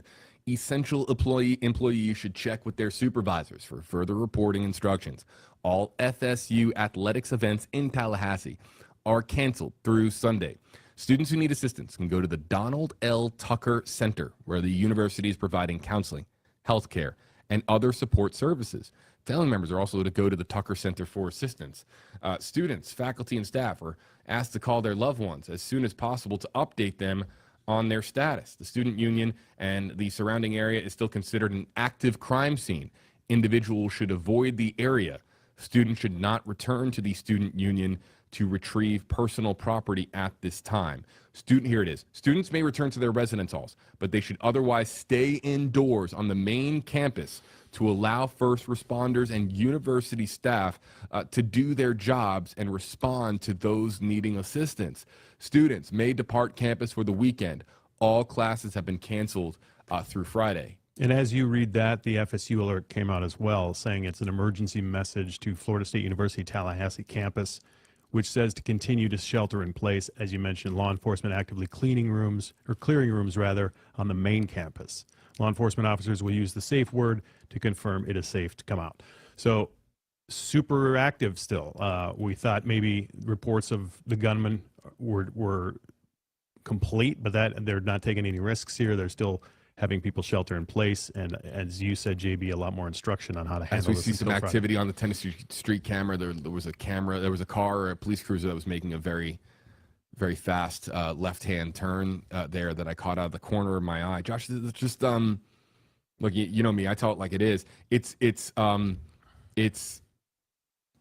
little interesting to me. I have to admit that this doesn't address the threat. It doesn't say that the threat is over. It doesn't say the threat is still ongoing. It just says that the area is still considered an active crime scene. So, and I came into it late. So where did you get the last update on the suspect? Yeah, or suspects? Well, continue to shelter in place. law enforcement is actively clearing rooms on the main campus. Continue to shelter in place until law enforcement contacts you. That's the latest guidance from FSU. So they're not addressing anything regarding the threat itself or the the shooter itself. I have to mention the other report did mention a difference of what we understand now as to whether or not it's a singular shooter or otherwise. So this is where it gets. This is where clear messaging is extremely helpful. And right now, while it is very, very clear here that students may return to their residence halls, but should stay indoors on the main campus to allow first responders and university staff to do their jobs and respond to those needing assistance, it's still just a little bit unclear as to whether or not the threat itself has been dealt with and whether or not a continue to shelter in place is still officially. This is not at all clear by any means. No. And now we're starting to hear from some of the people on campus too. NBC reporting that a junior is now talking to the Mackenzie Heater. She was on campus. I'll just read what she said. I was leaving the Union with my food. There was a road next to it, and I was walking with this guy who pulls up in an orange Hummer, gets out with a rifle and shoots in my direction. Whoa. There were a couple other kids near me, she explained, and I think he was shooting and he missed. He then goes back into his car and grabs a pistol and then turns and shoots the lady in front of him, and that's when I just started running. She said she heard about 15 rounds fired for about 20 to 30 seconds. She then called the police at 11:57 p.m. to report the shooting. And she described the shooter as a normal college dude who was wearing an orange T-shirt and khaki shorts. Described him as white with light hair and driving a Hummer. I'm sorry. Wait, what was he wearing? Orange T-shirt and khaki shorts. So it was an orange T-shirt wearing guy in an orange Hummer. That's what I'm saying. If you want to be noticed, that's what you were. I mean, unbelievable. Orange right? is most notably a color that you use to attract attention. That's why so many times you'll see various, vests being worn. Well, blaze orange for deer hunting. I mean, that's right. That's what they wear, so other hunters don't shoot them when they're hunting, and because deer can't see orange. Blaze orange. If you're trying to conceal yourself, you don't wear orange. Yeah. So she said at first she said thought there was a BB gun, but when she heard him fire, she knew it was real. And then she says when he turned back around with the pistol, I saw him shoot the lady right in front of him. She was probably like 5 feet in front of him with the pistol. She said the woman was in purple scrubs and didn't appear to be a student or faculty. So it's a very detailed account from NBC News from a student who saw this play out in real time. Wow. Yeah, I'm still reading the alert and still a little just kind of puzzled even by how it's how they stacked this information. Students who need assistance can go to the Donald L. Tucker Center for counseling, healthcare, and other services. But then later on it says this is still an active crime scene. Individuals avoid the student union area, stay indoors. Allow first responders and university staff to do their jobs. So it's just I'm just trying to make sure that it's confusing for students too, because maybe they do have the guy and maybe they're uncertain about a second person. Seems like every time we talk about this, there's always the rumor of a second person. Sure. And it seems like there's uncertainty here. Yes, always. Yep. It always seems to happen. So then when you come down to it, in the end, it was actually one shooter who did this. I mean, typically and historically, that seems to be the case. I don't know what the case is here, but maybe they're just being extra careful and they really haven't cleared all the rooms yet. So they're not comfortable coming out and saying, this is one guy, we got him down, he's at the hospital or he's dead. They haven't been able to say that because they're just not done yet. Yeah, and so they just want people to chill and hang out where they're at, if possible. I'm surprised to say if you're leaving, go ahead and leave, but because it kind of goes against the shelter-in-place idea. And the conflicting reports out there also create some murkiness, I think it's safe to say, because FTV being in the Orlando market. So if you're a mom in the Orlando market getting your information from that news entity, and then you're a mom in Tampa getting, let's say, information from us here at WFLA, and these two moms are talking back and forth and saying, yeah, my local station is reporting X. And then the Orlando mom says, no, my local station is reporting Y. And then all of a sudden you have all of these mixed signals that are being spread around. We're supposed to be, as the media, we're supposed to be helping people with the best information and the most credible information. So when there's contradictory reports out there, that just muddles the water even more.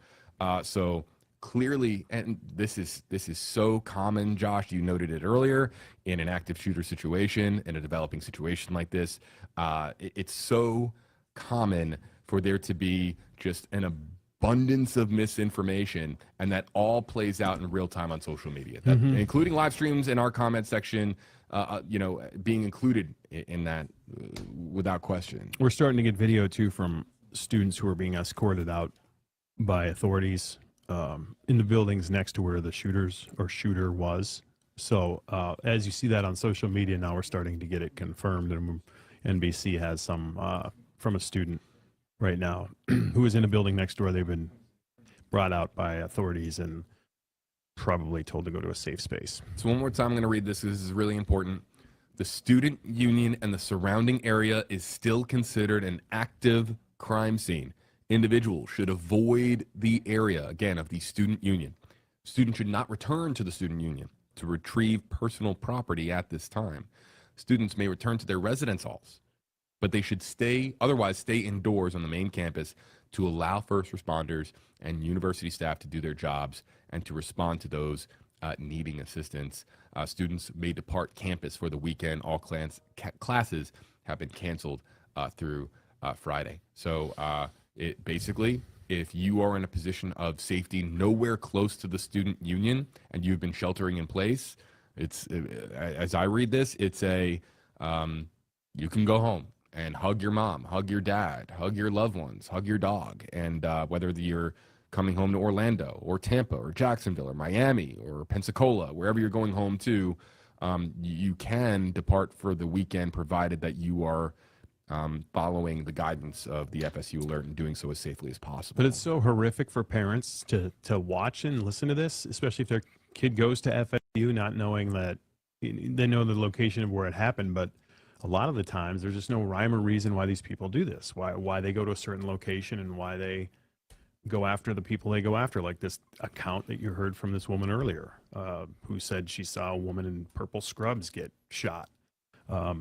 That's just awful. Like, what's going through your mind right now, wondering, like, is my kid safe? Like, I'll add to some more. We're talking about now how this has been a really confusing last 20 minutes, right? Mm-hmm. The FSU alert that just went out 9 minutes ago on Facebook reads, continue to shelter in place. Yeah, that's the one we read earlier. Yep.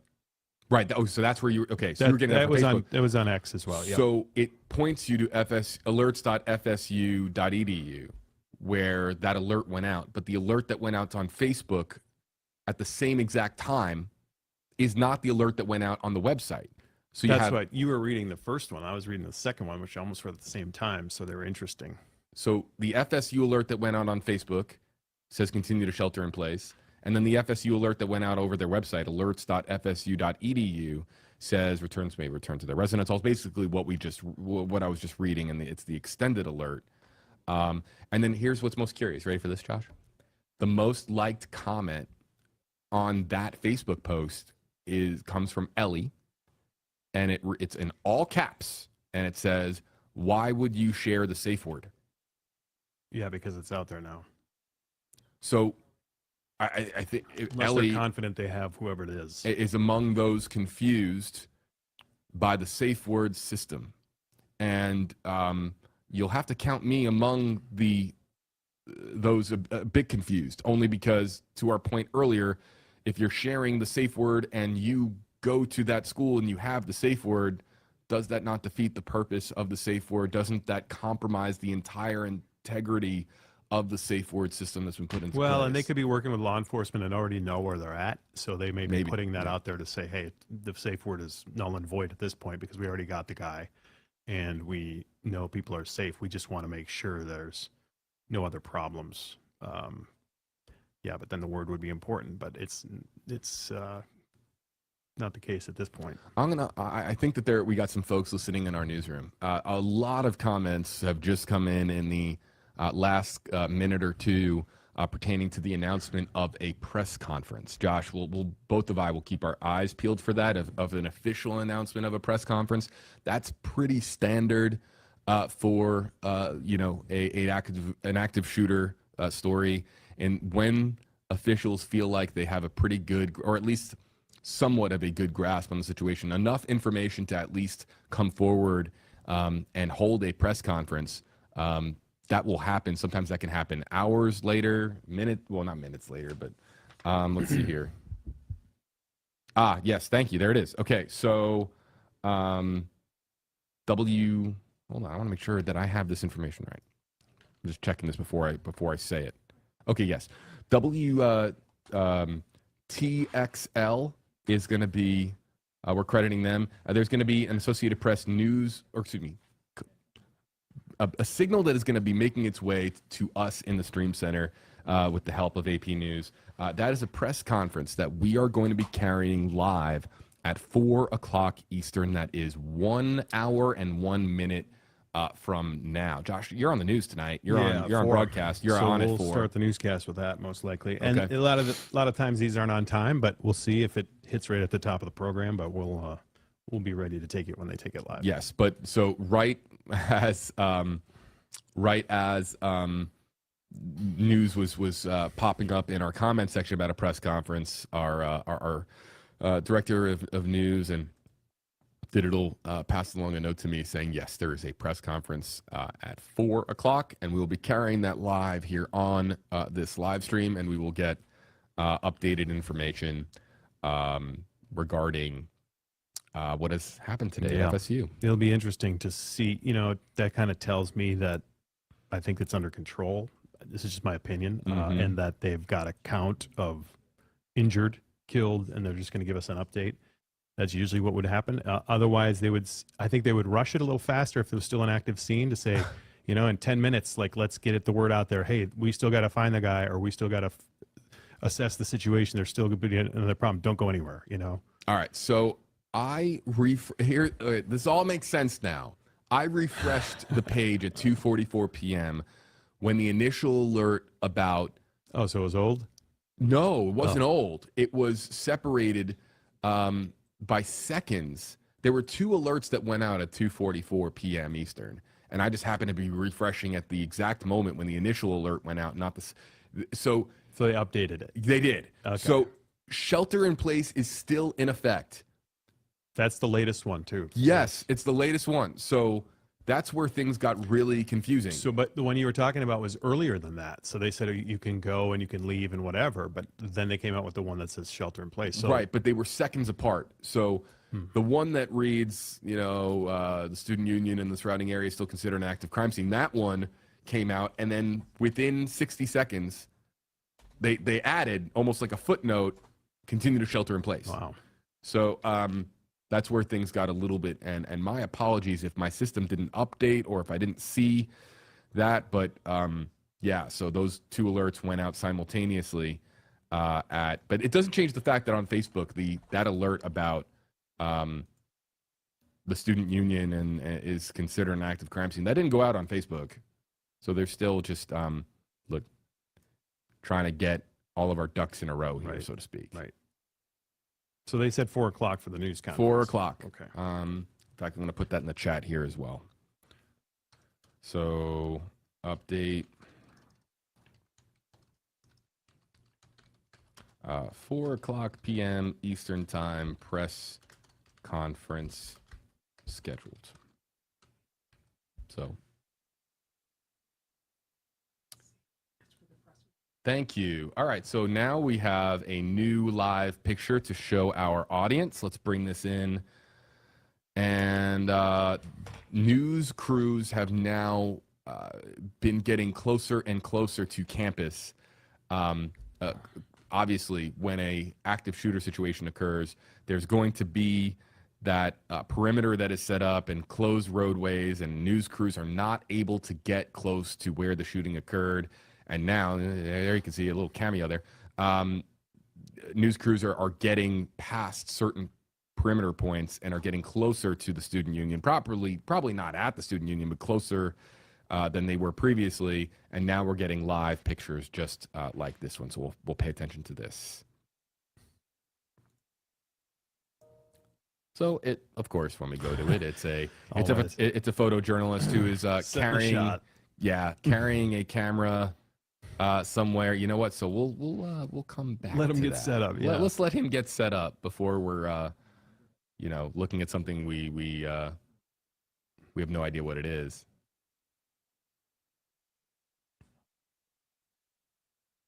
All right, yeah, that was a pretty confusing 20 minutes, but at least at least we have a better idea as to what led us to this point. I want to be clear, though, the outlier report that I referenced earlier, I'm still not seeing that information anywhere whatsoever. Have you, Josh? Have you seen anything resembling the that? FTV report? Correct. Yeah. Oh, hold on. We're going to mute mics.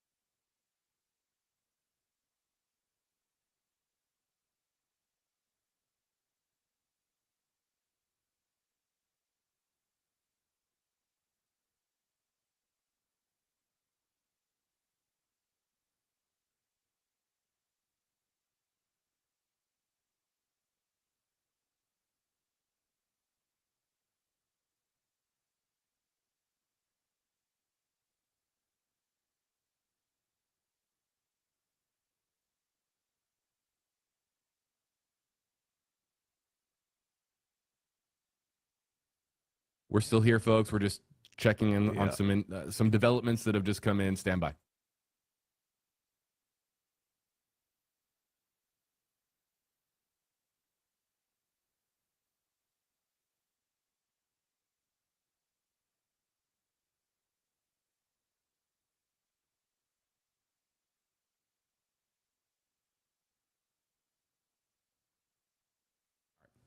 All right, coming back in here, back to, and let's bring our shot from the scene back.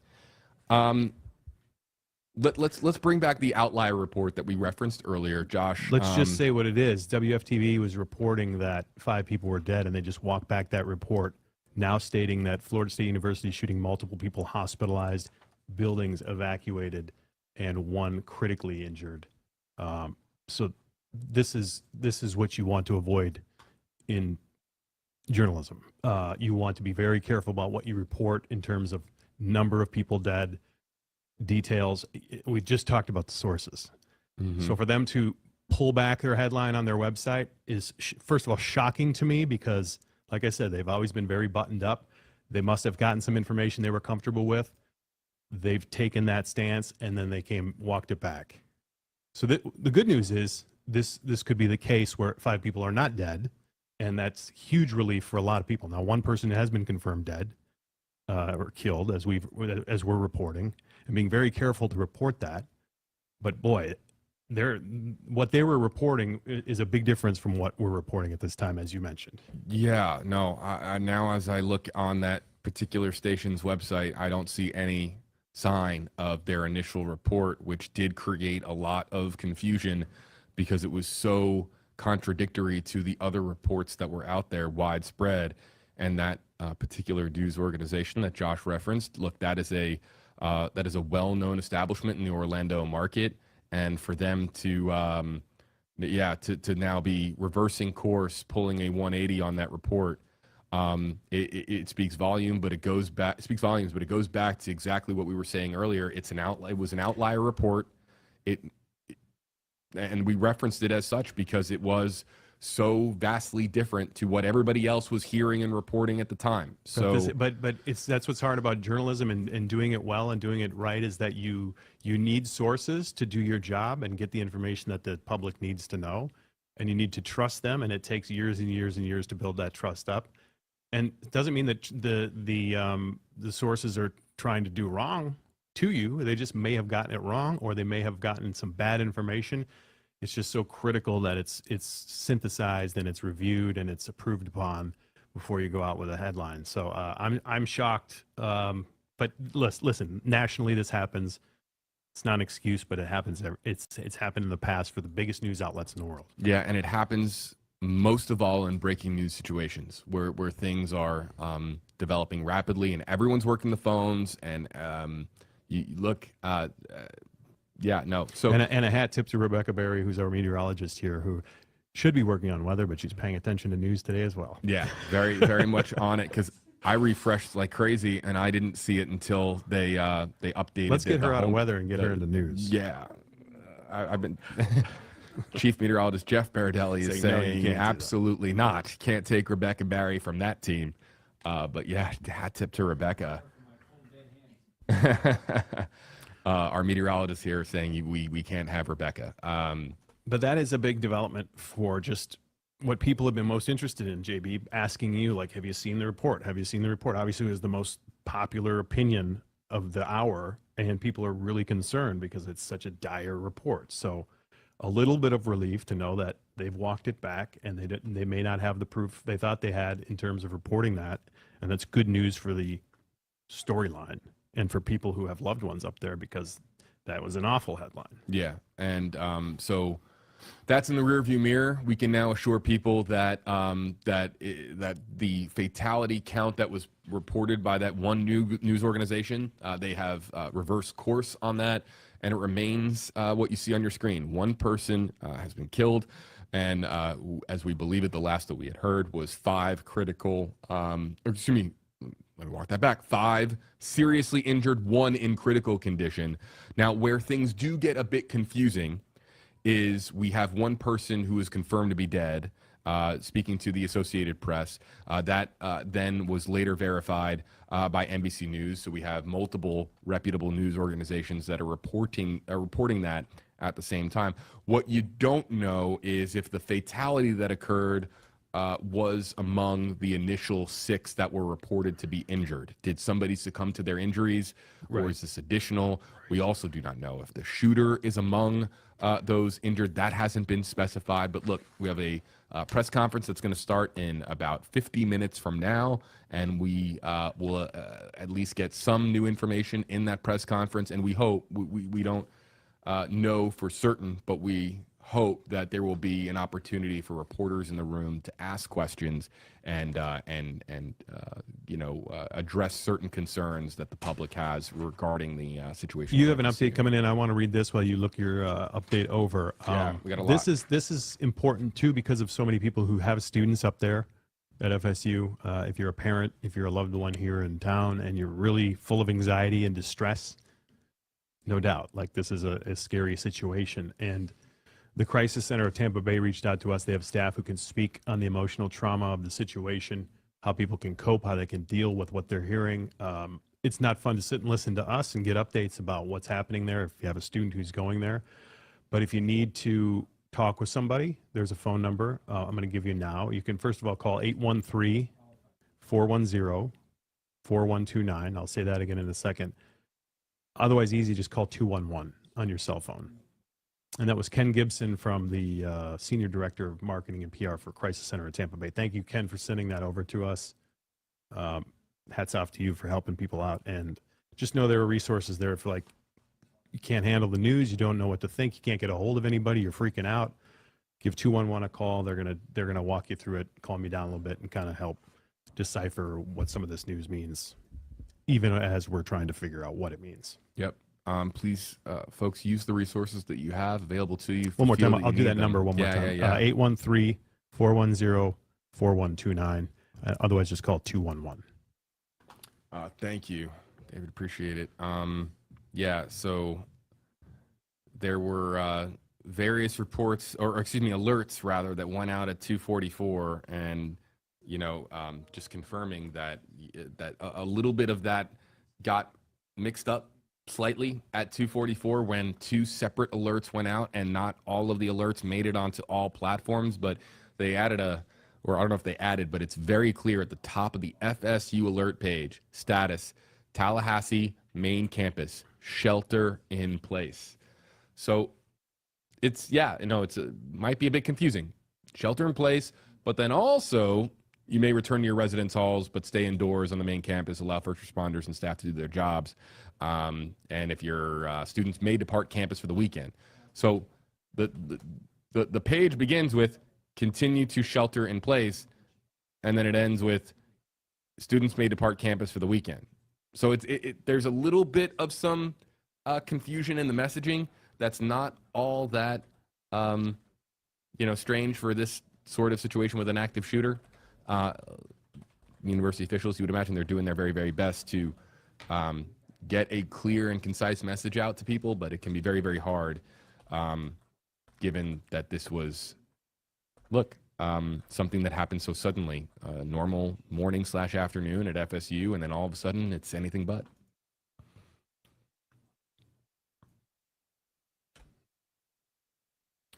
Yeah, I'm just still kind of looking at this headline that was changed. What, It's over on just that? at FTV? it's really surprising. That's your old shop, right? It is, yes.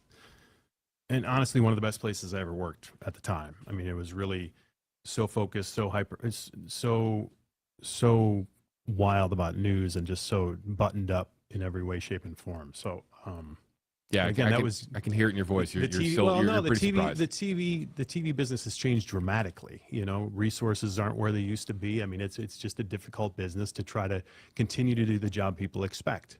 And we have to learn how to do that, and it can be a big challenge.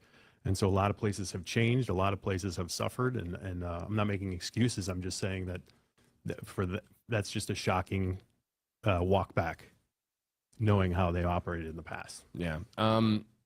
So it would appear that the information that has made it out to the rest of us appears to be very consistent. And so that's, you don't want to use the word reassuring, but at least it gives us an idea as to what the situation is at present, which is one person dead and somewhere in the neighborhood of at least 5 to 6 more injured. As Josh noted earlier, it's common sense. We just hope that the fatality count stays where it is. We do not want to see anyone else lose their life as a result of what has transpired today at FSU. But we're going to find out more in the 4 o'clock press conference, which is getting set up now. A podium shot. I see it on my screen. They're setting everything up for the Florida State University press conference. You would imagine that a lot of different law enforcement agencies are going to be represented, and it's going to be interesting to see, just how much they know at this point. And usually, with active shooter situations, the first press conference, they can only give so much because it's still a very active situation, and usually an active investigation, who the suspect or suspects are, what the situation is at the hospital. These are things that are developing for them behind the scenes, minute by minute. So to pinpoint a time and say this is what the situation is at that moment, it can be like, blindly throwing a dart at a dartboard when they're just trying to keep up with all the information as it's transpiring in real time. It can be really challenging from a law enforcement perspective, from a university perspective. You're trying to do everything that you can to get the latest information out to people. But we do have this moment in time now, 4 o'clock in Tallahassee for the press conference, and we're going to carry that press conference here live. The crisis center, did you speak with them? Are they coming on? Yeah, I know that you passed that on. I'm sorry. We just made a note about it that people can call if they need some resources. Let's mute my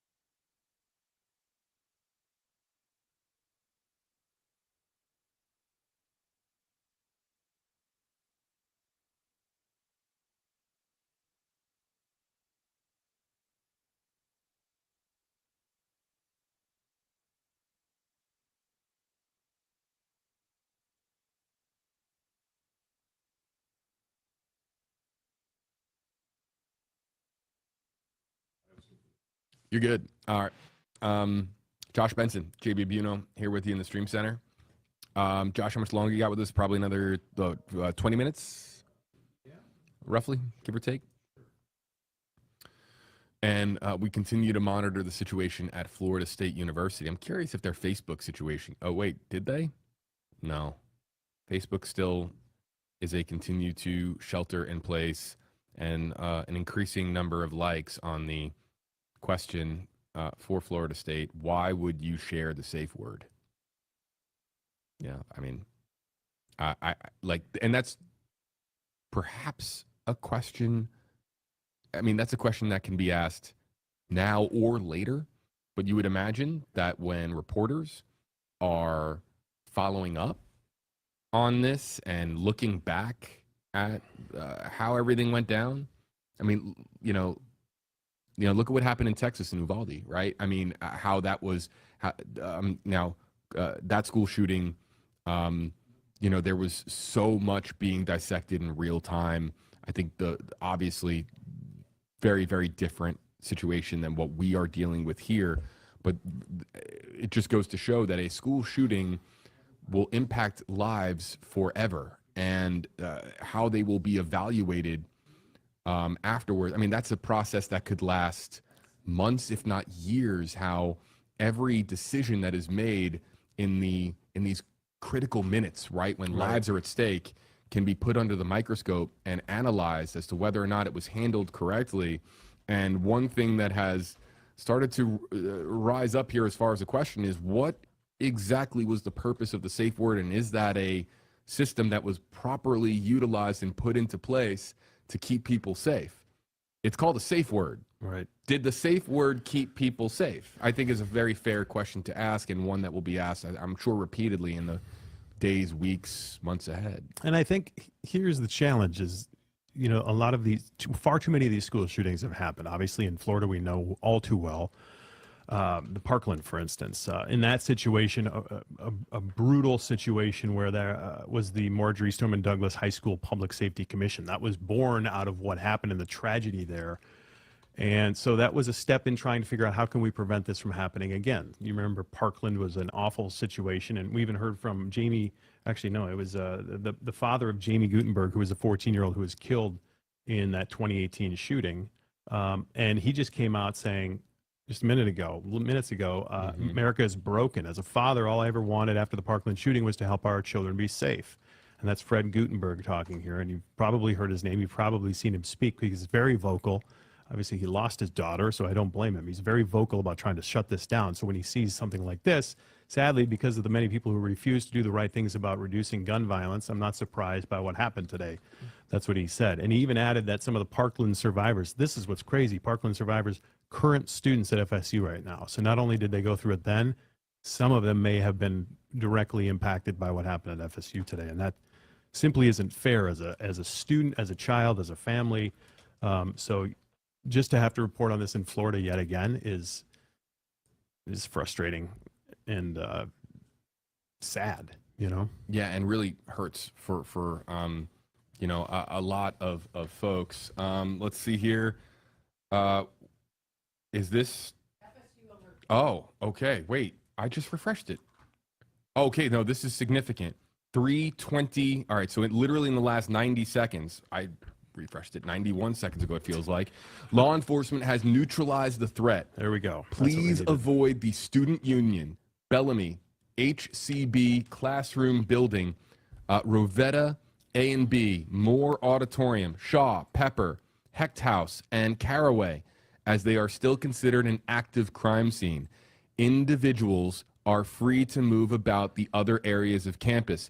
Individuals who may have witnessed anything of value should call 850-891-4987. I'll read that again. Individuals who may have witnessed anything of value should call this phone number, 850-891-4987. So the big header on this one, yeah, so this is the concise sort of message that I thought we were going to get with the last update, which is law enforcement has neutralized the threat. Now, it doesn't say that it's funny, Josh. I I want to give people this reassurance that the threat is no longer on campus. I have to report here. It's my job to report to you that the header on the page, if you go to alerts.fsu.edu, it still says status Tallahassee main campus shelter in place. So the very first text that you see says shelter in place, and then it says law enforcement has neutralized the threat. So I can't. Yeah, it's and it could be just a challenge of them getting their systems updated. And I think this is why we're going to see the 4 o'clock news conference. Authorities can give us an update on, the person involved, injured, killed, situation there actively. What FBI's on the ground there. All these agencies are there now, so that investigation is ramping up. So I'm glad that came out now, so people can be rest assured that there's no more carnage on the way, hopefully, and that we'll get a firm update at 4 o'clock in about 40 minutes or so on what happened today. Yeah, so I'm with Josh. It would appear to be just more of a formatting thing or a technical reason as to why the header on the page still says shelter in place. They wouldn't come out and say that the threat is neutralized if they were concerned there was somebody else running around. You know what I'm saying? Right. They would be very careful. Again, it goes back to make your decision and make sure it's right. Authorities really got to make it right. There's so many people. I can't I feel like I still have to call it like it is. You know what I mean? The page still says one thing and says the other. But yes, I completely agree. The threat has been neutralized by law enforcement, according to the FSU alert system, and I am sure that is a relief to tens of thousands, if not hundreds of thousands of people who, if you don't call FSU your current home, perhaps you're an alum, perhaps you have a connection, a family member or a friend who goes to FSU. I think that there was likely with that particular alert a collective sigh of relief with them emphatically stating that law enforcement has neutralized the threat. It's certainly reassuring. Right. But all of those areas that I listed still considered an active crime scene. Individuals are free to move about other areas of campus. And then, look, clearly it's an active investigation, Josh, because they're saying there at the end, individuals who witness anything to call 850-891-4987. So they're accepting tips, information from anybody who saw all of this go down. Yeah, and that'll be that way for a while in case, maybe a bag was found or maybe a case shellings were found, anything related to the investigation that can help them. I think they just want extra eyes for all the students to say, hey, if you see something weird, let us know. They want to figure this out as quickly as possible. Yeah. So again, for those of you just joining us, we are now about 35 minutes away, 35 minutes away from that 4 o'clock scheduled press conference. They have set up a podium. We do not know who exactly will be speaking at this time, representing what agencies. We do know that this is a Florida State University called press conference, so that will hopefully get us some answers, so to speak. Wow, this is interesting. AP talking about this isn't the first shooting at Florida State. Brittany had noted 2014, yeah. right? Yep. 3 people in 2014 were shot just outside the inside of the entrance of the Stozier Library in the middle of FSU's campus.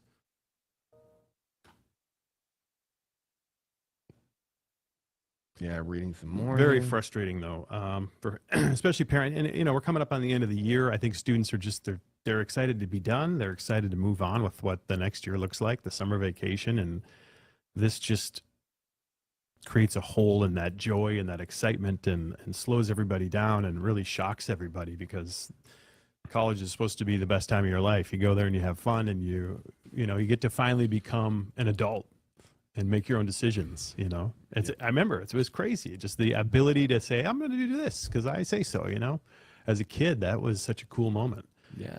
You shouldn't have to deal with this kind of stuff, let alone lose your life over it.